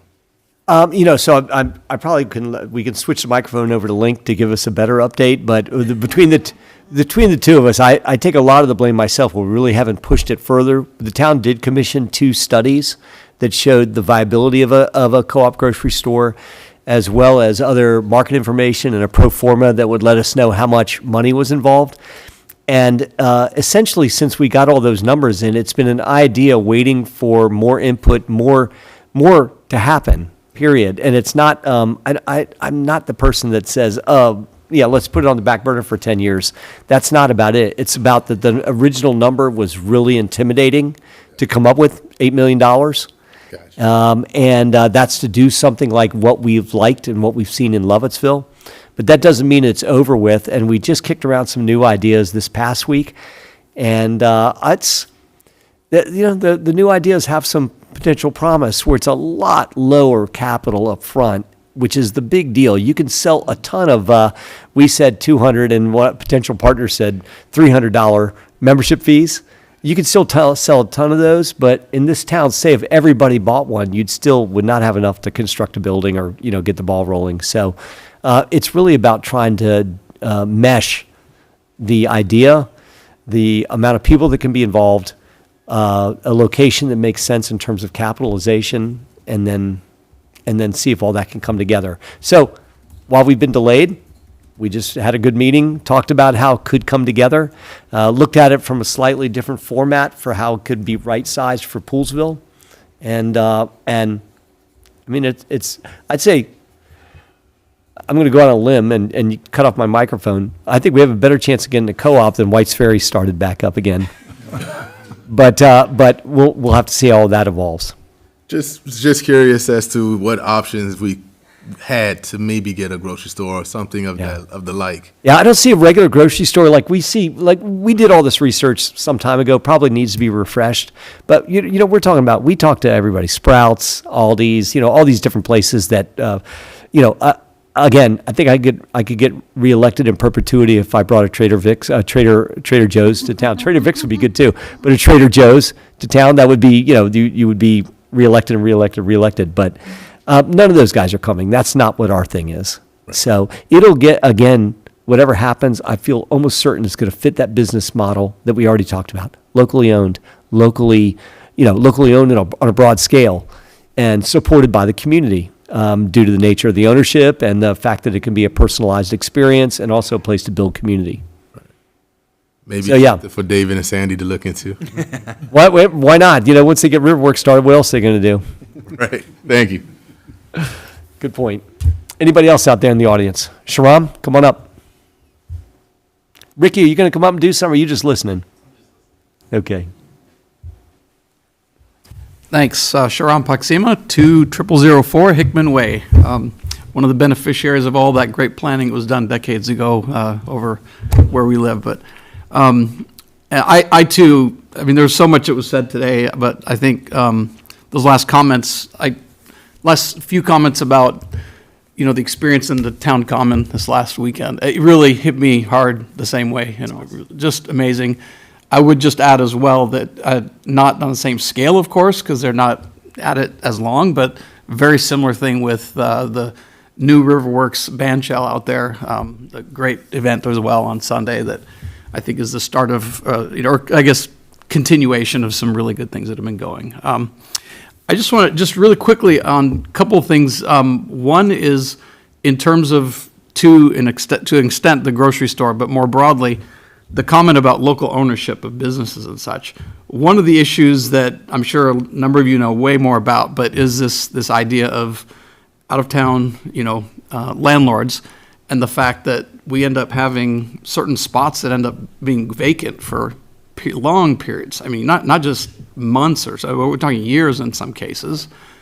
And a number of these spots, you see very high turnover because they're the sweet deals to get in, but then, my point is, what do other towns do? Are there not ways that through zoning or through some other, types of, town regulations that we, obviously there's a certain limit, I'm assuming, but we've got to be able to figure out, some other towns have done things, to try and address that. So have we really looked into that? I'm sure, I'm sure there's been some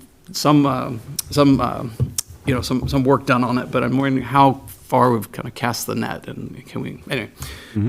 Because that's going to be a critical part to, it's not just about a grocery store, it's about, whatever business community we're going to have down here. Anyway. I don't want to interrupt you for too long, but I could just tell you this, Shram, from, again, all you have to do is walk across the street and talk to, and I know the Dunkin' owners, I know Christopher owners, I know Subway owner, I know Sweet Lemon, Essence Studios, liquor store, Mexican restaurant. They can't wait for 63 homes to be built here to be able to move in and make it. So now, does that mean the landlords are going to raise the rent? I hope not. They've got leases, and they can, all of a sudden things might just look really affordable. When we did the study before, so Mooey's, our frozen yogurt place, needed 7 customers a day to be profitable, 7 additional customers a day, and we couldn't deliver them. So the game plan is that through this focus on the commercial zone, that we can lift those boats and get this so that all of a sudden the rents look a little more affordable that way. And, I'm pretty tuned up to what these landlords are doing around here, these commercial landlords. And you're right, sometimes it doesn't behoove them to have a space filled or only have it filled for 6 months. But with any luck, with some vitality and some downtown walkability, we'll be in a better position. That was actually just my last question is, and now this is a super complicated thing. There's a lot of things that factor into it, but the whole, with the idea of traffic and what's going to happen with, a lot of other towns, if you think about it, that have this high density,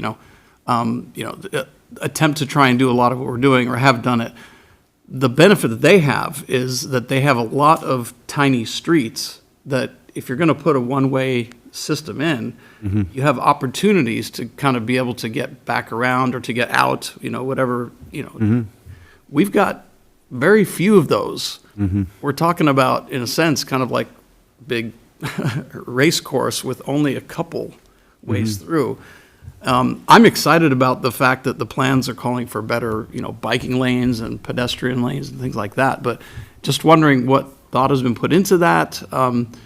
To what extent have those models that have been used really taking account of some of the projected growth that we have, given that I can't see where we can put in other streets. I mean, we've got a really fixed, defined area here, right? Yeah. We're not pushing that growth out further and building like ring roads or just different things like that. So, we any had comments on that? We had a version that was discussed on that, and that was that potentially. So you probably know this. We call the downtown corridor the Spear, and there has been talk at various times about making that one way. Making the Spear one way going around, which would be. A heck of a thing, but thank goodness it was not something that was moved forward. Okay, And, so that's not in the cards then? No, I don't think so. I just think that we've got some limitations, and we have explored it. But we just got some limitations that we're not going to be able to overcome. And I think in the planning process for even next door, some of this was discussed about the through streets and how all the streets would interact with what we're doing on Fisher Avenue. I would say. No, we did, and there's several hurdles because no one wants a street going through their neighborhood. And, yeah, we did face some pretty good discussions with that, didn't we? So Sharam, stick around for what's going to happen now, and then we'll talk about it again. See if we can get somewhere with that. Totally agree with you, though. Yeah. That is how other towns can do it. We've got limitations. Thank you. There is a legislative approach too, making sure that empty storefronts don't stay empty for long periods of time also. It's a little sledgehammer approach, but Yeah. we've looked at those also in the past. Yeah, and we've gone through time periods of where there was one time period where our commercial rents had a 6% vacancy rate. So we had a lot of people crying out, when, got all these empty storefronts. And then, we added them up, and it was basically 1 in every 2 commercial strip center was still vacant. So, and just as an FYI, the BB&T building is still being paid for by BB&T. So he hasn't been in a big rush to do that, and we have tried to recruit businesses to go into that building. And the most prominent one we had a chance at told us, call us when White's Ferry is running again. So we're working on it, but see what happens. Thank you. Thank you for the commentary. Hey, Jim, I'll make a comment real quick. Sure. And so, just listening to all the things, first of all, the presentation, Wade, great presentation. Jim, great presentation. But going back, being able to, as a new commissioner, second-term commissioner, but looking at all the work that went in prior to where we are today, and then thinking about something Lincoln said in terms of the planning and all the planning that takes place in order for you to see the fruits of those labors right now. And one of the things I would want to encourage, this is just a segue, but encourage everyone and those in your networks. There is a boundary study coming up in MCPS with the opening of Downtown Crown. And so I would encourage you to go onto the MCPS website and go on the page that talks about the boundary study, because the boundary study, and I'm looking at it right now, where Poolesville, John Poole, and other schools who might be impacted in the boundary study scope for the opening of the new Crown High School and the expansion of Damascus High School. So there's several virtual and some in-person sessions. I'll be going to some of the in-person sessions at Northwest High School in the first week of June, but also there's a survey in there for programming.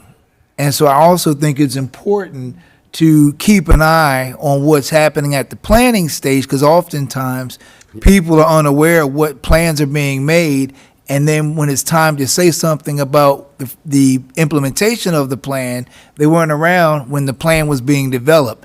And the time to make sure your voice is really heard is when the plan is being developed. So I would just want to encourage you to encourage others to keep an eye on what's discussed in the boundary studies and also at the programming, because I do think we're very fortunate. We have a great thing happening here in Poolesville, and while we enjoy the growth of the school and the status that the school has, it's also important to make sure nothing happens that affects what we already have and what we work around.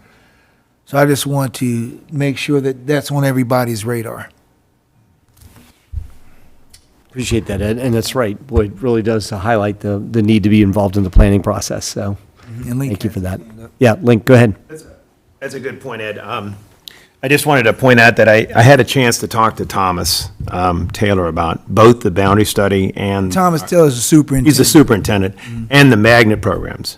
I was more concerned about the magnet programs, honestly, because there was a discussion at the last board meeting about introducing new magnets at other schools. And obviously, I would love to see other kids get more opportunities, but if they start dragging, our magnets down because there's more opportunities in other places, it could hurt us. He told me there's no way that Poolesville's magnets are going to be gone. You're going to keep those magnets. We know what that is for that school. It's going to stay there. On the boundary study, he said it's highly unlikely that high school itself will be affected because most of the population they're talking about is in the Clarksburg area that they're going to try to shift around. So he said, I don't think pools will be affected.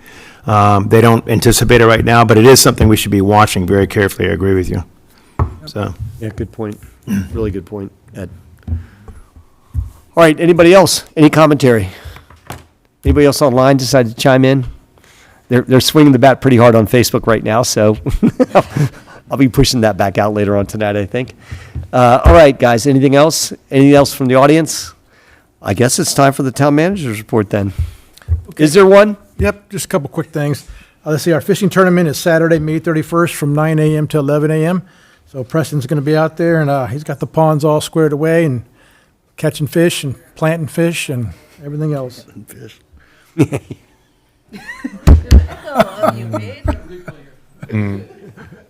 missed it, right? Let's see. So far in May, we received 8.5 inches of rain, so we really needed that. Of course, with that comes elevated flows at the wastewater plant, so Matt Haga and his team have been working quite a bit, and they're handling flows, doing a great job, so Right. no problems. Not enough water, too much rain? Go ahead. It's always something with infrastructure, no matter what. Mm-hmm. As you may recall, I think last year we resurfaced the tennis courts over in Stevens Park to convert them into pickleball courts, and we were going to put 8 pickleball courts in there where the 2 tennis courts were. Norm Spencer came in today, and he's been talking with the senior group, and they're asking us to kind of tune it down to only put 6 courts in because they want more space in between of the courts, because if you go over the line too much, you're going to go into the other courts. appreciate that. So I'm just going to heads up that, we're getting ready to surface those and line them. So we're probably going to take a look at, see if we can just put 6 in there at this point and make it safer. So. There is another paddleball-like game out there right now that's supposedly sweeping the country that's going to end up beating out pickleball, they're talking about.